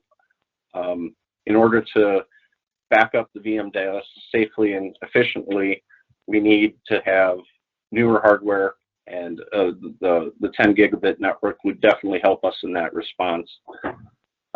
We do have some very large servers that do take an enormous amount of time to back up in the current environment. There's some administrative overhead that is associated with that. In order to combat that, redesigning some of the network infrastructure, as well as having the appropriate hosts and storage in place, would mitigate those backup times, and more importantly, any restore times that may come about. The other areas, currently we have several different areas where we're placing the backups. These areas, as we have grown, we've added more what we call network area storage, which is very similar to the SAN, but typically a cheaper solution, and does not provide a lot of the features that a SAN would from a performance standpoint and from the redundancy standpoint. With these multiple backup repositories or locations, restores and even backups can become very complicated and take longer to accomplish the process or the jobs. So what we had looked at is a proposed kind of a redesign of what that server infrastructure looks like. On the next slide, I'll show how the current backups are, just to kind of give an idea of what we're looking at going to, which is this slide here, and then looking at what it would look like for just from the backup and restore operations. So this is currently what our backup and recovery kind of looks like. It's a lot of moving and a lot of across the wire from one building to the other. One of the other areas that this backup flow indicates is all of our backups are at the City Hall currently, which is really not a best practice. This kind of just happened over time through putting things together, and as we grew, adding more servers, thus needing more storage to perform the backups. So with the future state of the server infrastructure, we would streamline how the backups would run, as well as copies, to ensure that backups are in both locations, one being the main police department where the network infrastructure is running, and then making a copy over to City Hall. This is different than what we have been doing, or what we're currently doing, which is basically sending all the backups to the City Hall and running all of production from the police department. So with the future, this would achieve the goal of creating that best practice where we'd have backups in 2 physical locations, as well as streamline how long these backups would run, and also the production environment itself from a resource standpoint. So some of the key factors we used were stability, scalability, and speed. So talking through those, with the stability, we're looking at spending the extra money and buying enterprise level servers, hardware, and or storage and network infrastructure. And what this will do is give us that greater stability. One of the key things here is where we're at right now. If we did lose one of those hosts, we would suffer an unplanned outage. With the new environment, this would be mitigated completely, or almost completely. I cannot guarantee it, but with this infrastructure, unplanned outages would be kind of a thing of a past. The scalability is also very important. We want to maintain current requirements, but we also have to factor in the future growth of the city of Menasha and where things are going. One area of this would be like the GIS project that is currently being worked on. So the scalability is going to be important as we grow, because we cannot necessarily predict what future requirements will be. However, we have to be able to have a infrastructure that can scale with the projects and with the growth of the city. Currently, we're not in a position for that. The scalability has been as needed, not necessarily planned for. And then the final factor would be the speed. Access to data in regular day-to-day productions, as well as our data protection policies, meaning our backups and our restores. Jennifer, So that's kind of a, okay. Why, the chief talked about this the other day, yesterday. Why are we not just, why are we getting into more hardware and not using the cloud?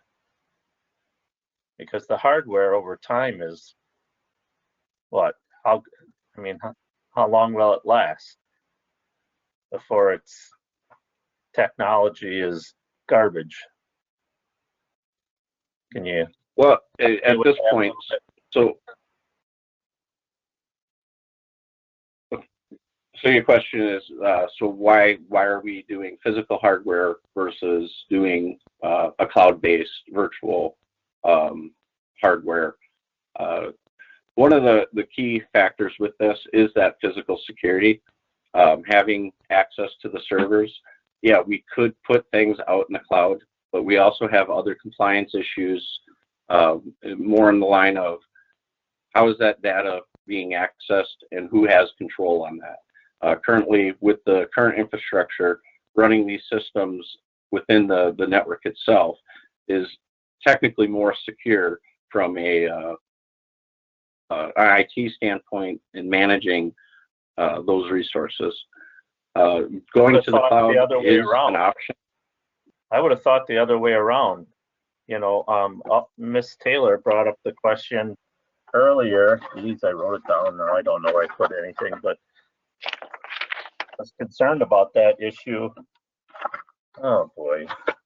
Anyways, I would think that that would be the opposite, because if it's out on the cloud, it's being handled by a larger organization that knows that it needs to be safe and reliable, or they wouldn't be in business.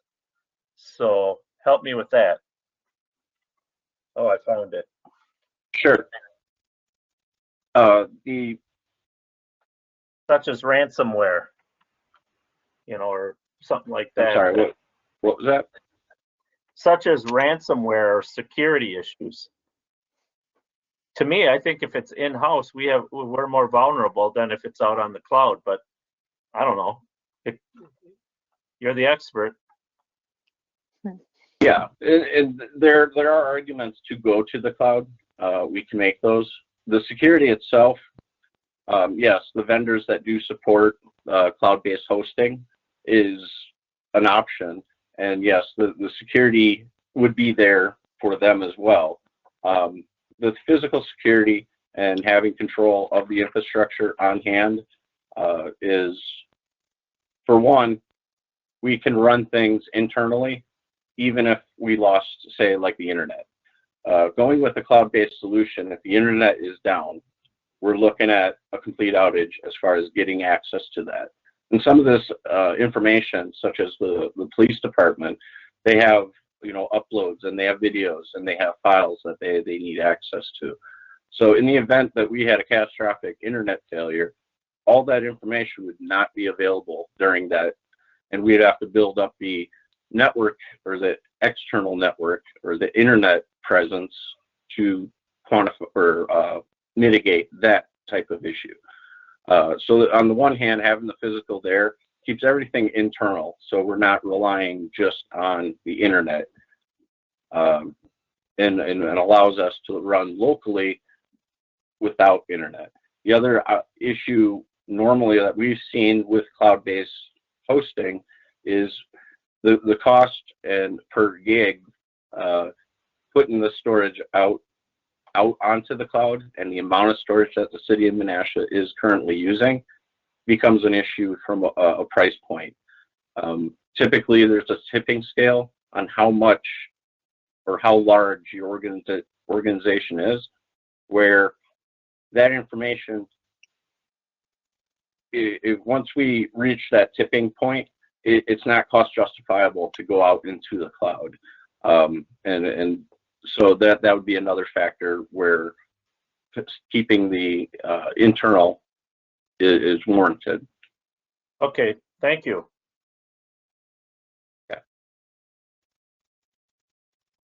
Can you go back a scale, please? Yes. I mean, a slide. Sure. You talked about factors used to determine the hardware requirements as stability, scalability, and speed. Tell me where security fits into this, because as Alderman Stefanik mentioned, the word ransomware, and this is a big issue in governments across the country. We haven't even talked about security here. Sure. So the security is physical.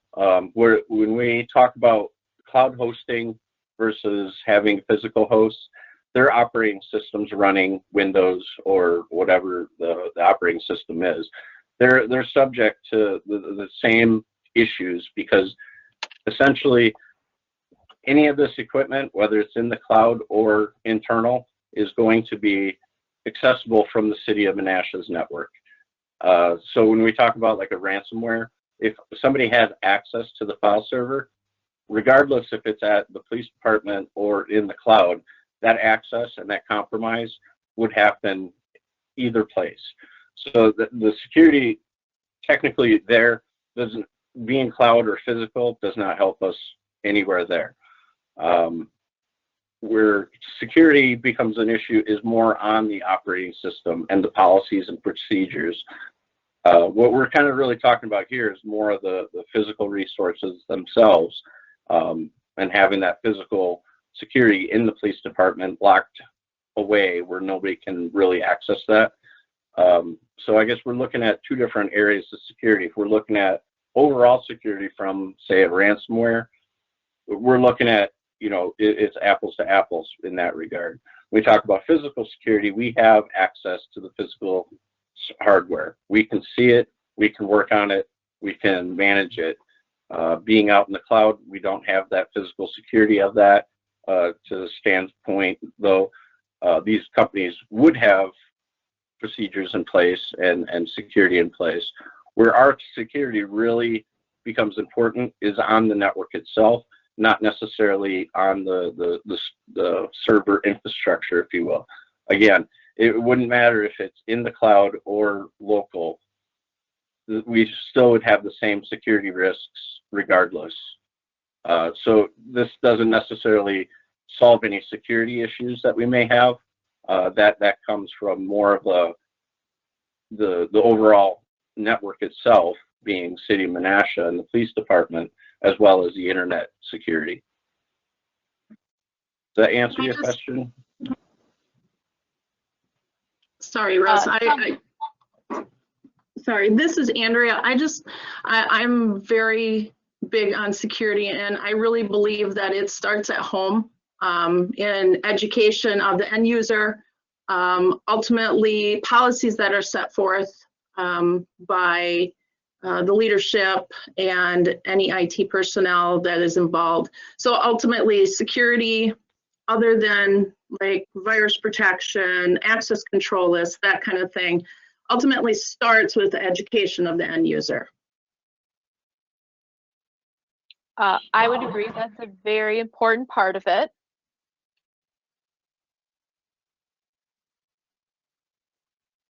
Does the city of Menasha have anything stored on the cloud right now, or are we storing eons of data and information internally? As far as I know, the only thing that was stored out in the cloud was the body cameras, but that has been brought back on premise. I am not aware of any other cloud-based storage that we did. I know that the body cameras were stored on the cloud, and they're, I want to say license, but I can't think what I'm thinking. Contract, whatever was up, and they decided to bring it back here. So we are clearly watching that so that we're able to store that properly, and so that we aren't stressing out our storage any further than what it currently is. So Andrea, couldn't we consider our HTE data as cloud-based as well? And then we just recently put that forestry GIS data out in the cloud as well. Yeah, I guess yeah, a lot of our stuff is on HTE. What's HTE? That's our financial software. So Okay. Central Square.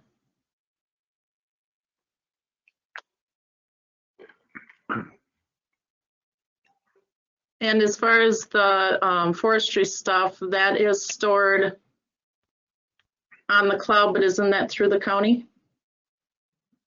It's a DNR program, but yeah, it's still not on our servers, I guess. Those were the two things I could think of.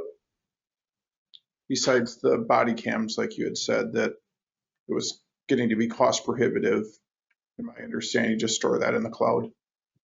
Correct. Thank you.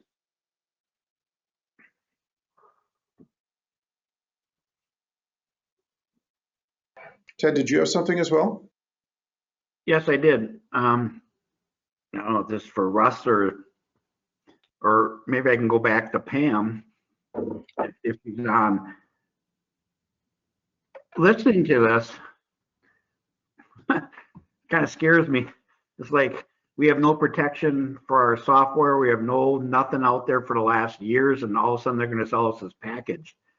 So we have a council or a fee out there for, I think it's $45,000 we budgeted for services because we don't have an IT support type thing yet. And I'm listening to the spiel and I'm wondering, back to Alderman Stubnick's point, what page is this on budget wise? And are there dollars attached to this that we might be having to sign up for that we don't even know what kind of protection or services we're getting? I'm a little confused at some of the mumbo jumbo going on here, and I don't know if everything's in line. So I think it starts on 247 if I'm. 47?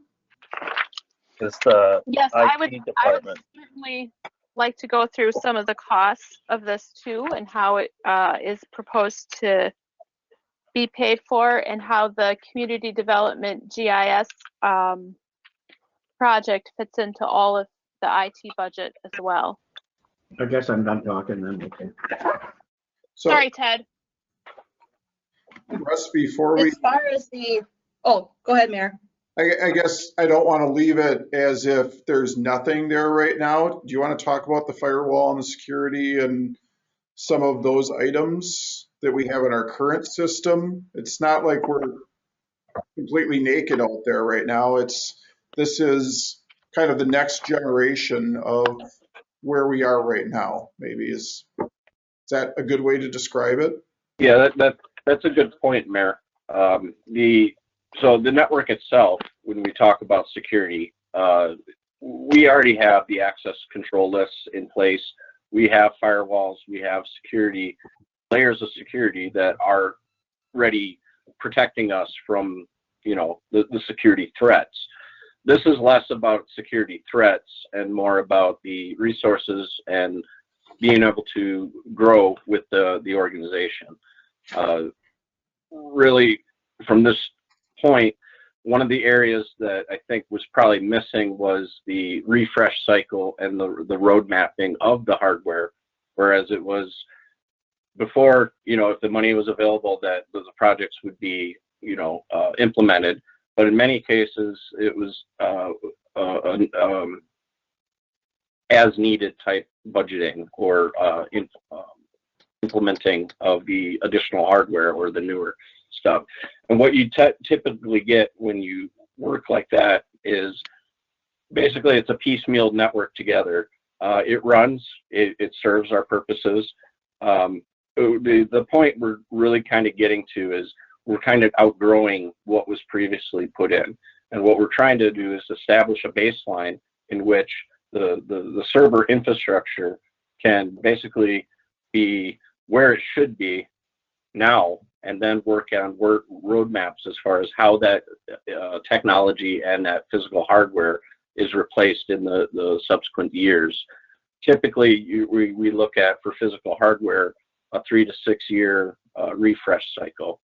So what this really does for us is we put this in kind of, I know it's a kind of a lot to do at right now, but we're kind of righting some wrongs that have taken place. Once that's done, then we move forward and we can budget and prepare for these type of things moving forward. So I hope that kind of helps kind of put things, you know, from a security context, as well as, you know, one of the reasons why it's kind of a big bang this year versus years, previous years. I think what I heard is that this sort of equipment that we're talking about is on a 3 to 6 year life cycle. Is that correct? Yeah, most hardware will fall in a 3 to 6 year.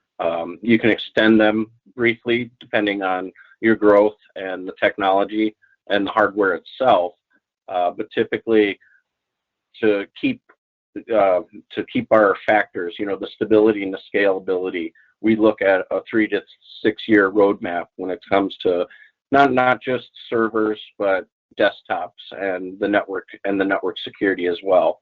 All these pieces that we talk about have hardware associated with them. Even if they are on the cloud, we still have an infrastructure that has to support a cloud infrastructure. And that would be subject to a 3 to 6 year life cycle as well. Okay, so then at some point, I would like for us to talk about the dollars and cents of this, what sort of investment we're talking about right now, and then what it would look like in 3 to 6 years. I certainly can start with that, Alderman Nichols. On page 36 of your budget book, I have, I'm proposing to treat this a little bit different than our IT budget, whereas the costs are trickle down to all of the departments.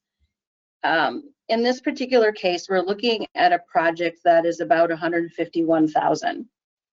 Of that total, our IT fund balance can support about $76,000 of that total project.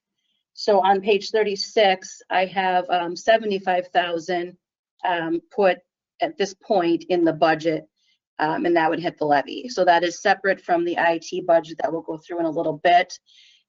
Each department isn't hit with a part of that cost. I have it as a separate line item in the budget.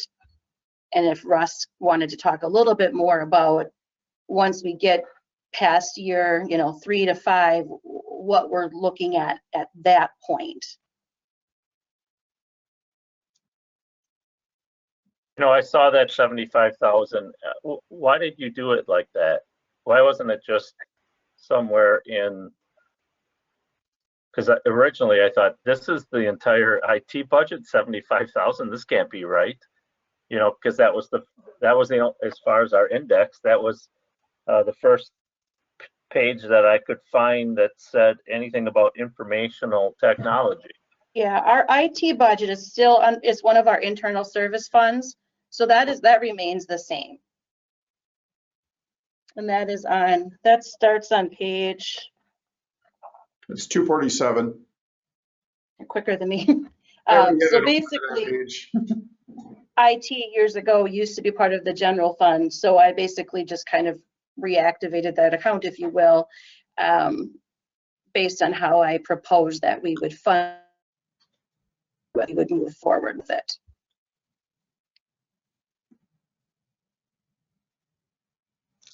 Thank you, Jennifer. And then who can address the costs that would be incurred every 3 to 6 years? Do you have some insight as to that, Russ? But that's typically going to be based upon what's needed and where, what hardware needs to be refreshed. So in this case, we're looking at doing some network work, adding storage, as well as implementing the new virtual hosts. So in that regard, what we can do then is in 3 years, depending on the growth and the continued growth, we look at things like the warranties, support, that type of information. So by doing these 3 pieces right now, we can extend the life cycle of certain elements rather than doing everything all at once again. For instance, the network switches. Typically, not much changes in the way of networking, unless, of course, the needs for more speed take place. Where we're at right now, the 10 gig network that we're looking at putting in just for the server infrastructure would last, say, that 6-year life cycle, or it should, based upon the current technology and the current what's available. Whereas, like the hosts, as we add more projects and more servers, we may have to replace those hosts sooner than later based upon resources, less than because of the hardware itself, mainly from the growth. So at that point, through the subsequent years, we can itemize certain areas of upgrades and kind of spread that out over the 3 to 6 years versus doing a one-time shot like kind of what we're doing now.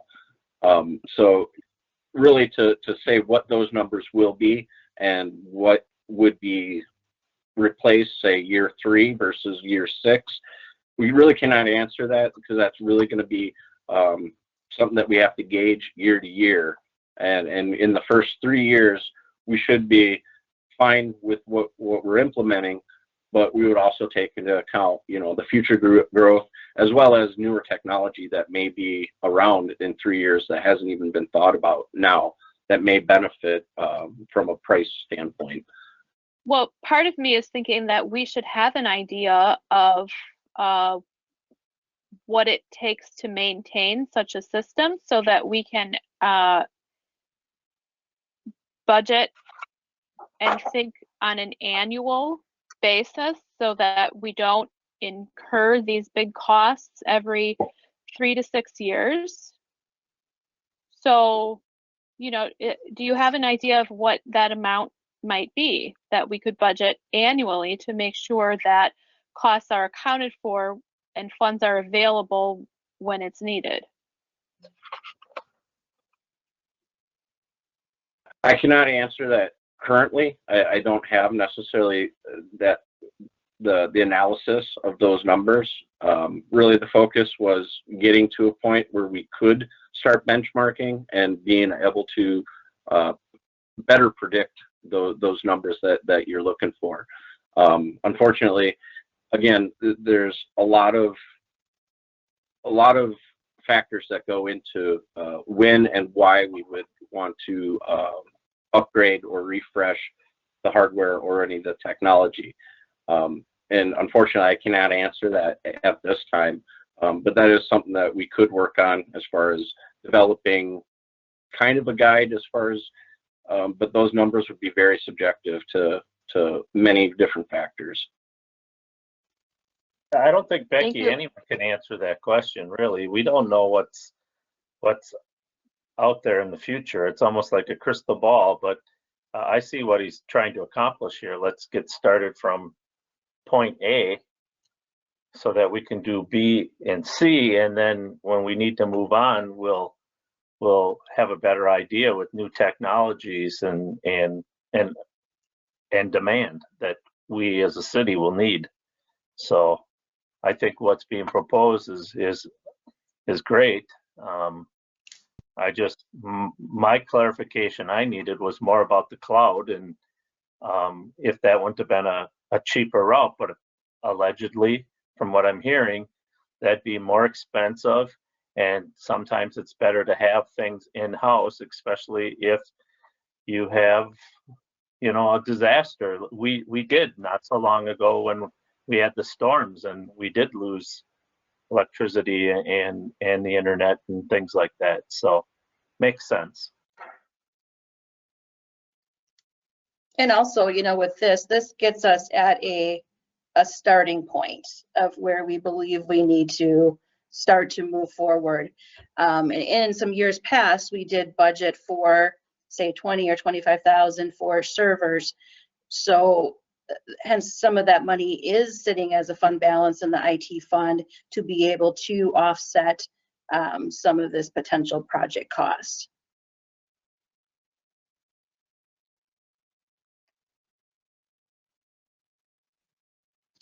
Jennifer, did you want to kind of go through the IT budget then? Yeah, I was going to do that after. I don't know if Russ wanted to, stay on unless there's more questions for Russ specifically, or Kurt or Andrea in regards to this. Otherwise, we can certainly move into the IT budget as a whole. I had a question. Okay, go ahead, James. I have one more question too about something that was mentioned. Sure. Go ahead, Becky. Okay. Thank you, Alderman Taylor. There was brief mention of a GIS project. Who could tell me more about that and where that stands and what's being planned? Kurt or Andrea, did you want to chime in on that at all?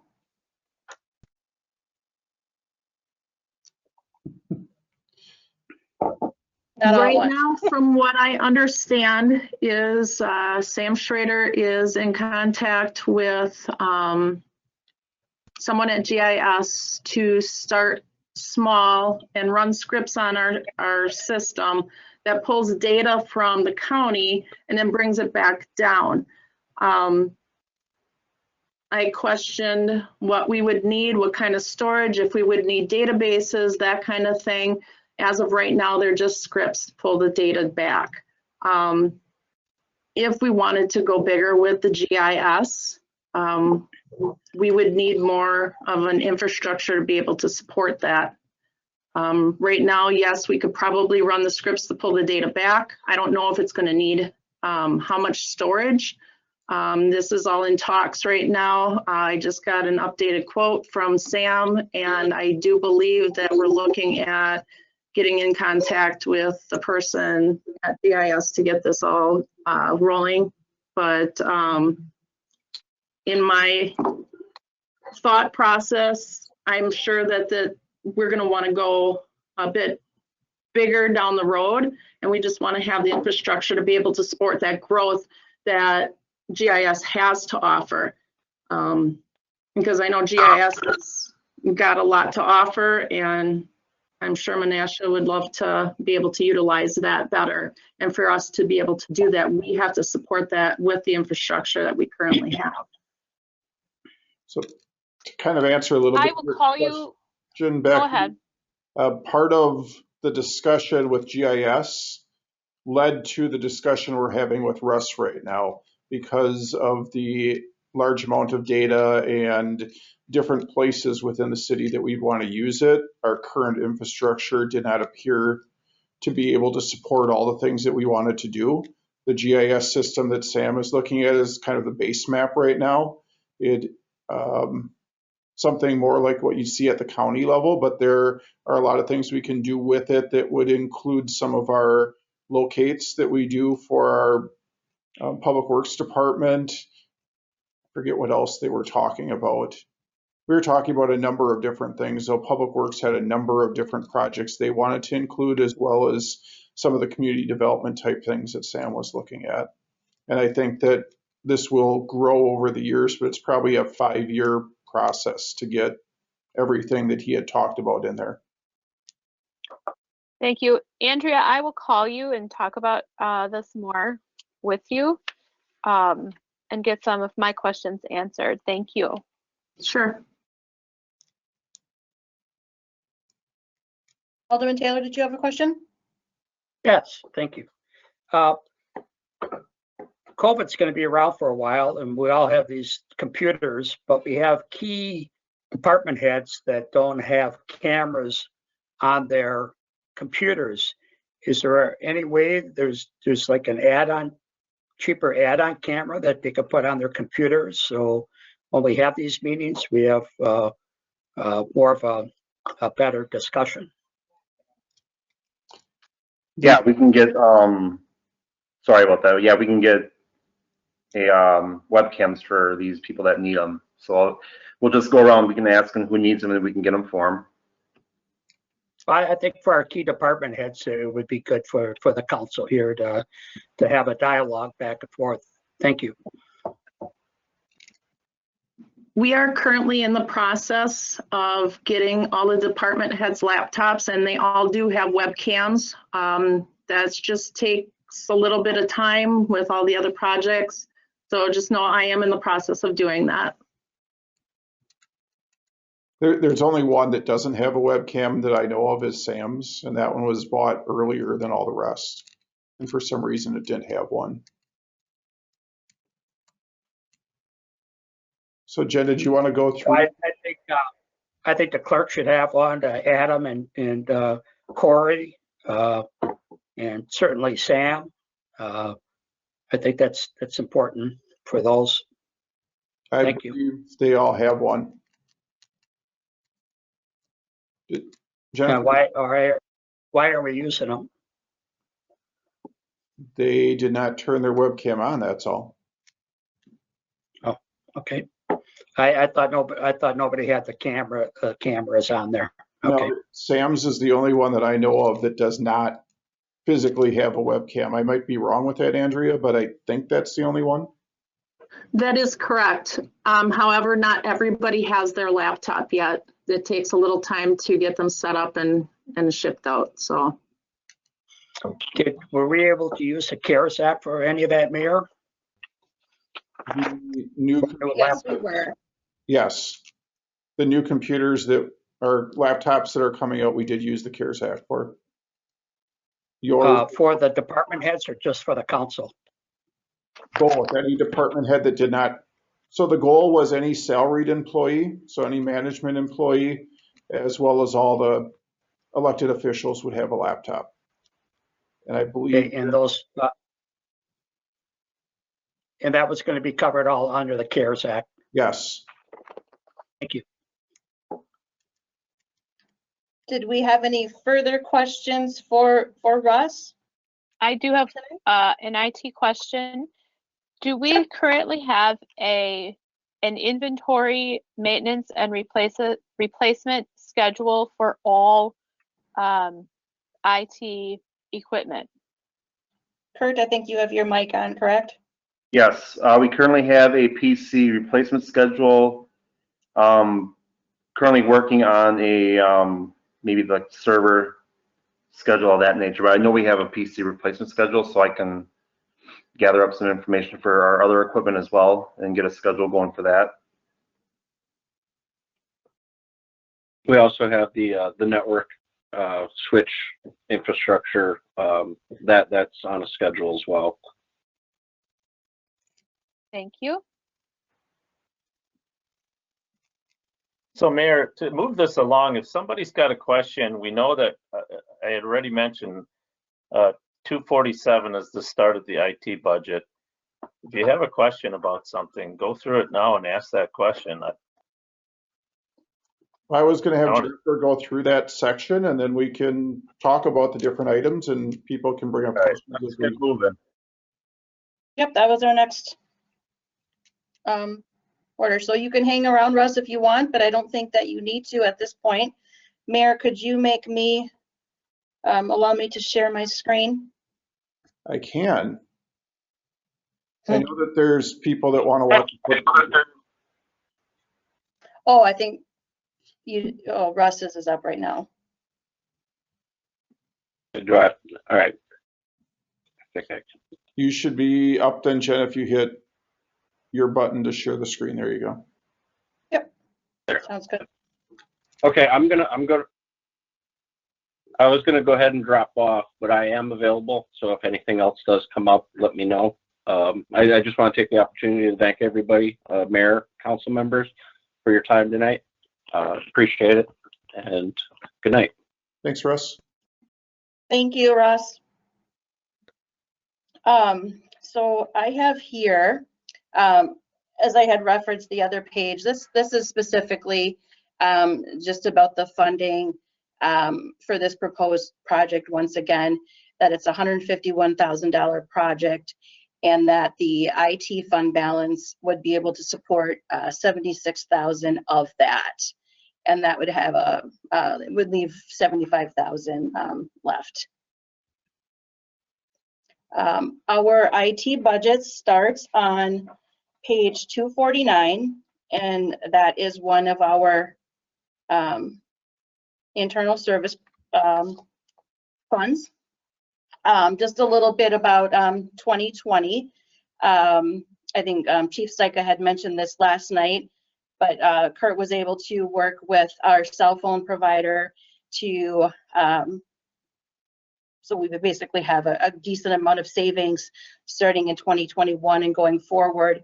Police department would see the most of those savings due to the amount of phones that they have.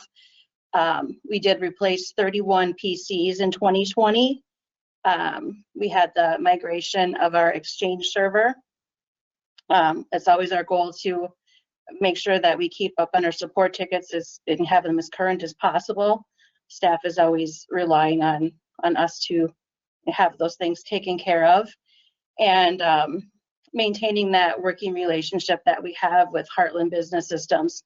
We started working with them in 2019, as was mentioned earlier. Prior to that, we worked with another consulting company, and then we moved over to Heartland. And then also in 2020, we had improvements with our network security that we've been working on, and trying to get into just security in general, making sure that we're taking advantage of webinars that are offered, and having this also something that all employees, not just IT staff, but everyone is part of. For 2021, we are hoping to move forward with infrastructure update that we talked about tonight, as well as getting this GIS system up and running that we've been talking about for a long time now. And another thing that we really want to move towards is the best way that the city as a whole can accept credit card payments. So we're all kind of on the same platform, preferably, as opposed to just a couple departments using some different things. So that is a goal of ours. And replacement of switches, and working on an audit of Microsoft licensing, and then just increasing our network strength as a whole. And then also still that we plan to continue that relationship with Heartland Business Systems to provide that planning aspect and that higher level kind of stuff. And I don't know if Kurt and Andrea wanted to chime in a little bit on how we intend to basically use Heartland going forward, and some of the things that we've been talking about taking off their plate that we can do in-house, but still keeping in mind that I have 2 really great employees in IT, but there still is a lot of stuff for 2 employees to take care of, but how we might use that relationship with Heartland a little bit different going forward. And then always continuing to make sure that we have the most secure IT environment that we possibly can. I think all of you probably know kind of how the IT budget is structured. I think Ann might have been the only one, but the IT budget is an internal service fund of the city. So basically that means that pretty much all departments have a share of the IT budget. So in most of the departments, as you're going through their budgets, they have a line item, and it's 2907.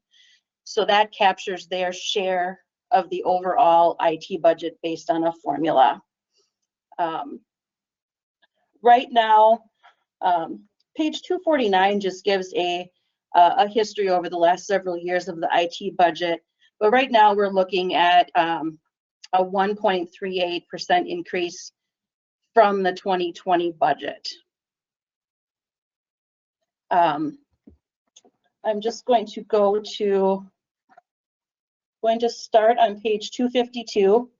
It kind of goes through each line item of the budget. I'll just highlight a few things. Again, there wasn't a whole lot of change to the budget overall. Sub account 2104. that is where we do budget money for the consulting services from Heartland, as well as a couple other things. So again, we do plan to continue that relationship with them as we need to. Sub-account 2404, this is where you're going to see, it starts on page 253. So what we have is global costs, and it's all sorts of different annual maintenance costs for different programs that we have. And then we also have it broken down by department as ones that are specifically related to each department. In finance, it would be our financial software. It would be our tax program. Sub-account 2901 printing, there is a $1,000 decrease there, just kind of based on current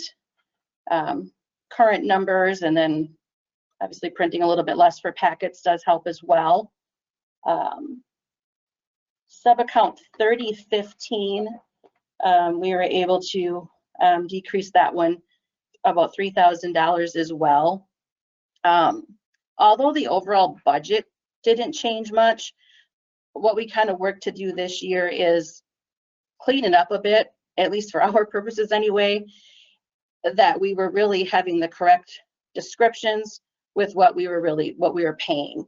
So we just did a lot of cleanup work with that budget. Are there any questions specifically for Jen, on page IT? Page 253, Yes. under police, the T2 parking system, is that just to maintain that? Is that for the parking ticket system that we bought some years ago? Yes, that is the annual maintenance for that. Okay. Looks like we should be writing more tickets. All right, thanks. You're welcome. Kurt or Andrea, did you have anything that you wanted to add as far as working with Heartland at all?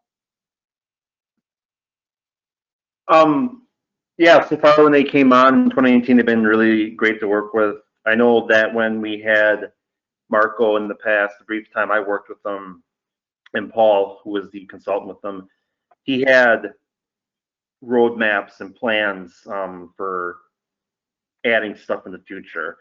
And he left, and then they brought in another person. He did not do those needs that what me and Patrick thought Paul was doing. So that's the reason why we switched, because we wanted something more robust in the same lines with what Marco was providing. And then this is what we got now with Russ and Heartland. They can provide us a roadmap to the future for building and providing us services that, you know, that they can supply us with and we can move forward with. So I mean, they've been great so far. I have no complaints about them. And going forward with them, yeah, we plan on not weaning them all completely, but using them as just mainly for consulting with, hey, we're going to probably have to replace this device coming up in 2020, whatever. So yeah, that's the focus and the vision of going forward with those guys in the future.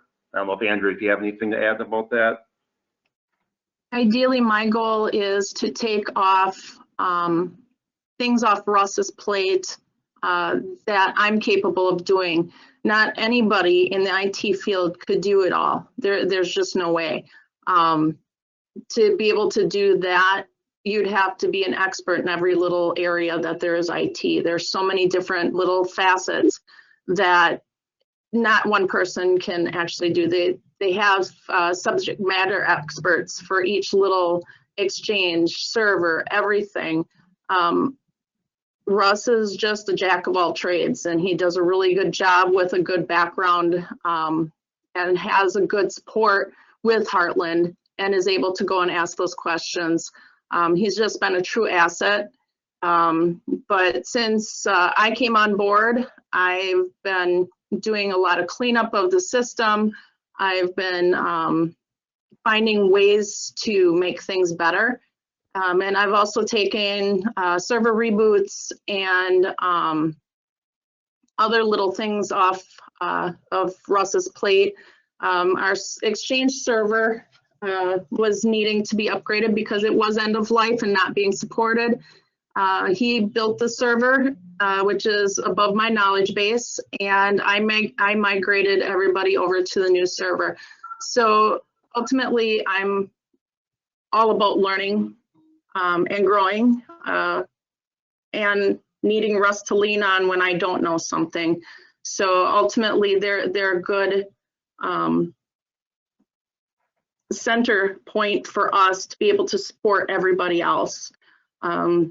So yeah, I can't say nothing bad about Heartland or Russ. They've been there, they've backed us, and they continually look for ways to help us grow and to do it properly.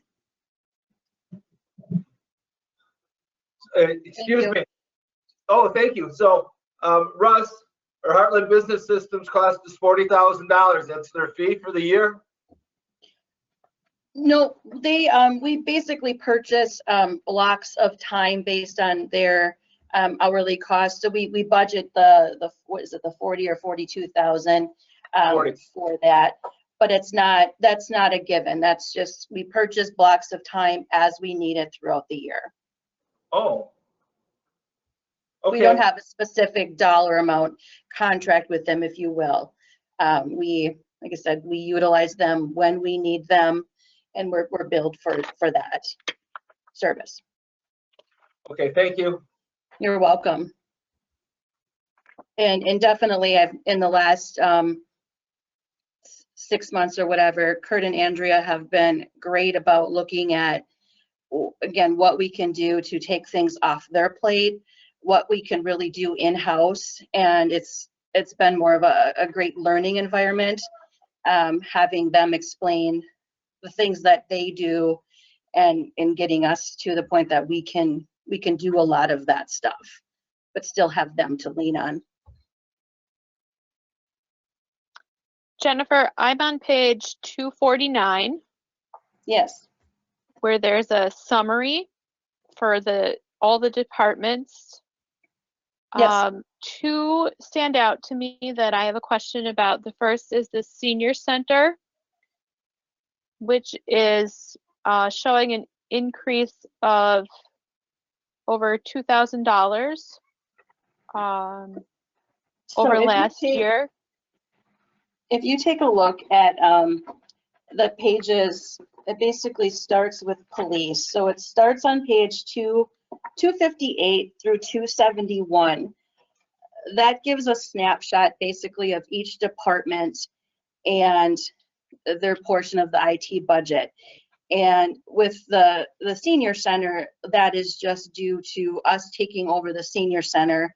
And the formula that is used to charge back all the departments, one of the factors is the number of computers. So that's why you will see the change in the senior center IT costs from previous years. There were always computers there before. Who did they belong to then? I can chime in here, Jen. The Boys and Girls Club was the one that ran that facility. They had their equipment in there, and when we took over, they were going to sell us that equipment. Then they just basically said, "Oh, you guys can have all that equipment that's in there." So we got all the computers and the stuff in there for nothing. They gave us to them, gave that stuff to us. So. What do you mean, the YMCA? Correct. Yeah. Yes. Okay. Yeah. Okay. And then, thank you for that. The other one is actually the Common Council, which is showing a 99% increase. And that would be due to the council members now having laptops and supporting those. Okay, thank you. So figured into the formula now. And when you look also at these individual department sheets, like I said, it starts with the police department. So it just kind of gives a snapshot of each department. If you look at page 258 at the top, those are the programs that are specific to the police department. And then below that is basically their piece of the pie for the technology services. So there's a breakdown for each department. Obviously, some of them, like Common Council, Mayor, they don't have as much activity on them, but some have a little bit more activity on them specific to their department. But in total, Jennifer, it's a 1% increase, right? Yeah, just over 1%, 1.38.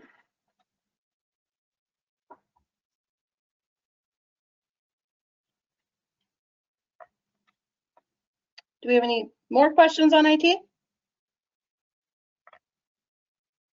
All Yes. right. Oh, okay. Yes, I have a question.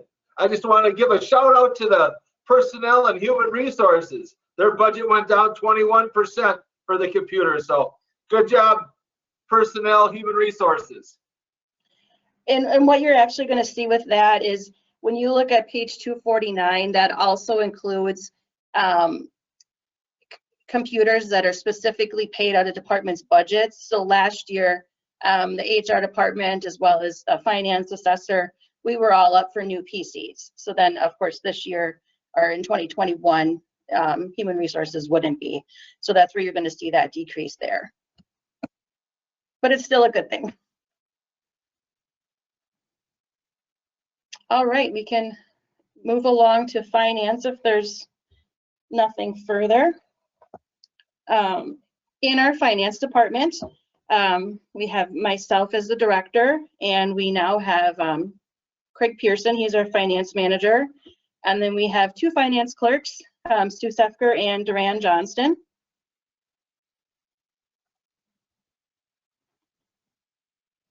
In the finance budget, we'll start on page 30. As far as our 2020 accomplishments, as you guys know, we were able to refinance some of our current city debt on the bond market, saving a great deal of interest over the term of that debt. We secured a lender so that we could start construction of the Public Works facility. We had the closure of TIF 6, and then we had to also file the necessary documents with the Department of Revenue with that closure. And then we also have our annual financial report that is due to the state as well. For 2021, we're going to continue to work with our financial advisor and monitor our debt structure, make sure that we're maximizing savings as much as we can, so that we can not only finance but return to the bond market with new debt as well if we so choose in the future. Our department is always working very closely with community development on projects, but also looking at the TIF districts all the time just to make sure that we have an eye on them, and that when they do close, that they close in a positive position or at least in a neutral position.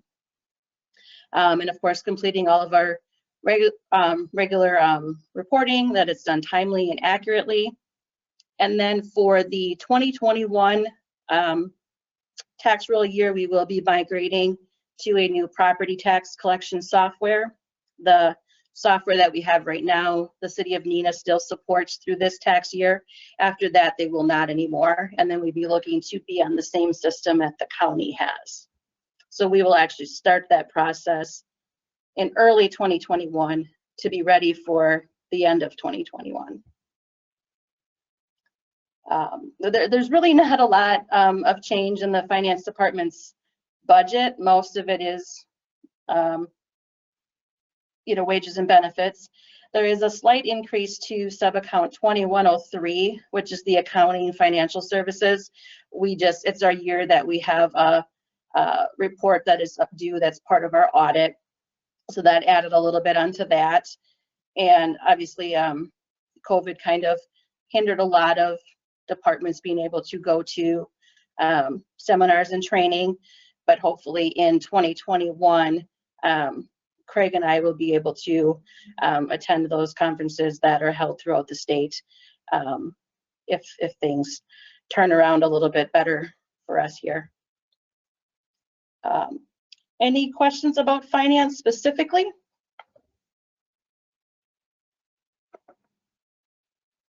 Nope. All right.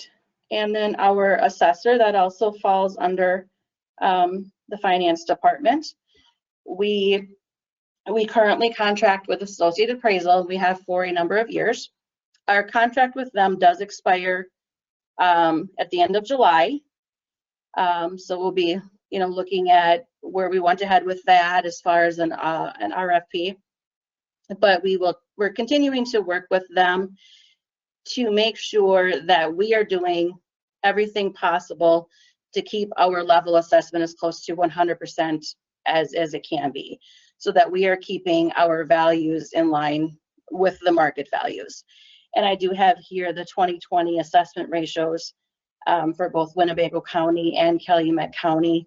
And they did go down a little bit, but they're still certainly in a good range. So we'll, be in conversations with the assessor actually in the next, month here, just to make sure come January that we're doing everything we can to keep those at the level that they need to be. But other than that, on page 35 of the assessor's budget, not a lot changes with that. I did budget a little bit more, not knowing where our costs might be as far as a new contract. But other than that, nothing changes with that. Anything on assessor? All right. And one of the other, this is a small little account, but it's on page 37. This is called illegal taxes and tax refunds. It's a account that's set up if we need to make property tax refunds, usually due to an assessor error, and those are always brought forth to the council for approval. And if most of them, we are able to charge back the other taxing entities their portion, but we do budget a little bit of money to cover that. And then another item that would fall under here is if we are invoiced by the county for a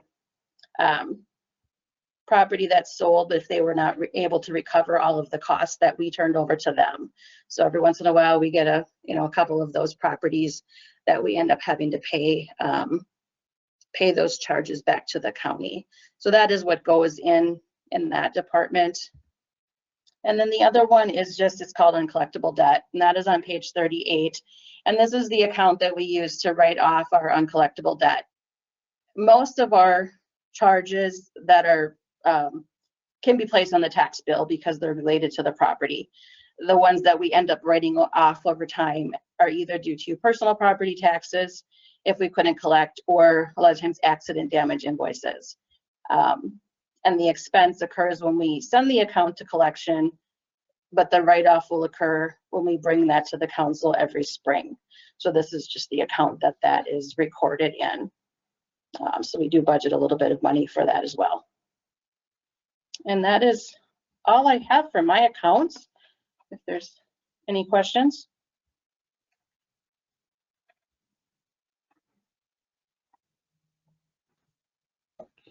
So Randy, how does the game look?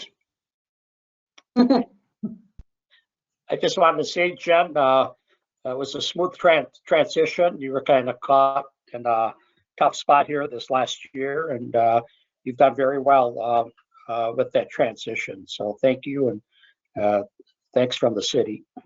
Thank you.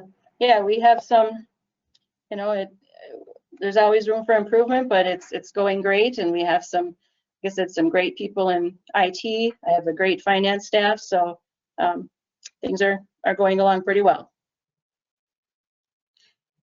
Jen, I guess has everyone met Craig? No. No? He did come to the council meeting. Did he? Oh, yes, I did. Yeah, he One was of the there. first meetings after he started. I don't know if Yes. Craig wants to turn his camera on. I'm not sure if I'm guessing CP is Craig. Craig is at home, so I'm not sure if he has a camera or not. Probably got his Packer jersey on and right. Wearing a cheese head and. Yeah, I even have a shirt on. Yeah, doesn't look like. Oh, there he is. Nope, I'm on, but currently the laptop that I have doesn't have the webcam, so I can't turn that on for you. But okay, well, we appreciate. Say hello to everybody. Yeah, we appreciate you being part of the team, Craig. We've really enjoyed having you here. So. Yep, I'm glad to be on board. Great job, Craig. Oh, one thing I did want to reference that was brought up last night was the revenues. The 16,000 that is budgeted in the general fund for donations, that is pretty much specific to our fireworks donation. Any other donations that would have to do with projects, that would show up as a revenue in that particular fund where that project would occur. So the 16,000 is pretty much, of course, we didn't have the fireworks this year, but that is pretty much what we receive for donations to offset our costs for the fireworks. So are we looking to get another 16,000 on top of what we had that we didn't spend, or they didn't issue the money? They didn't for 2020. So we have that revenue out there for 2021, but like I said, it's pretty much specific to the amount that we receive for fireworks donations. It doesn't have anything to do with any other projects.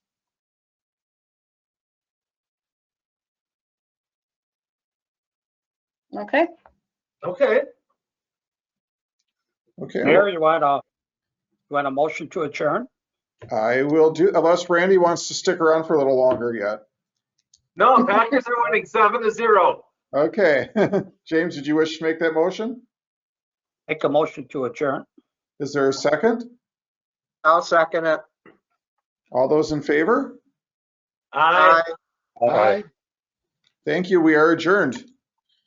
We will see you next Wednesday. So we're adjourned until when?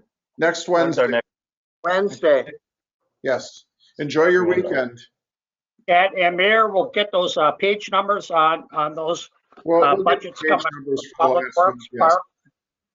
We can do that. Thanks. Stay safe, everyone.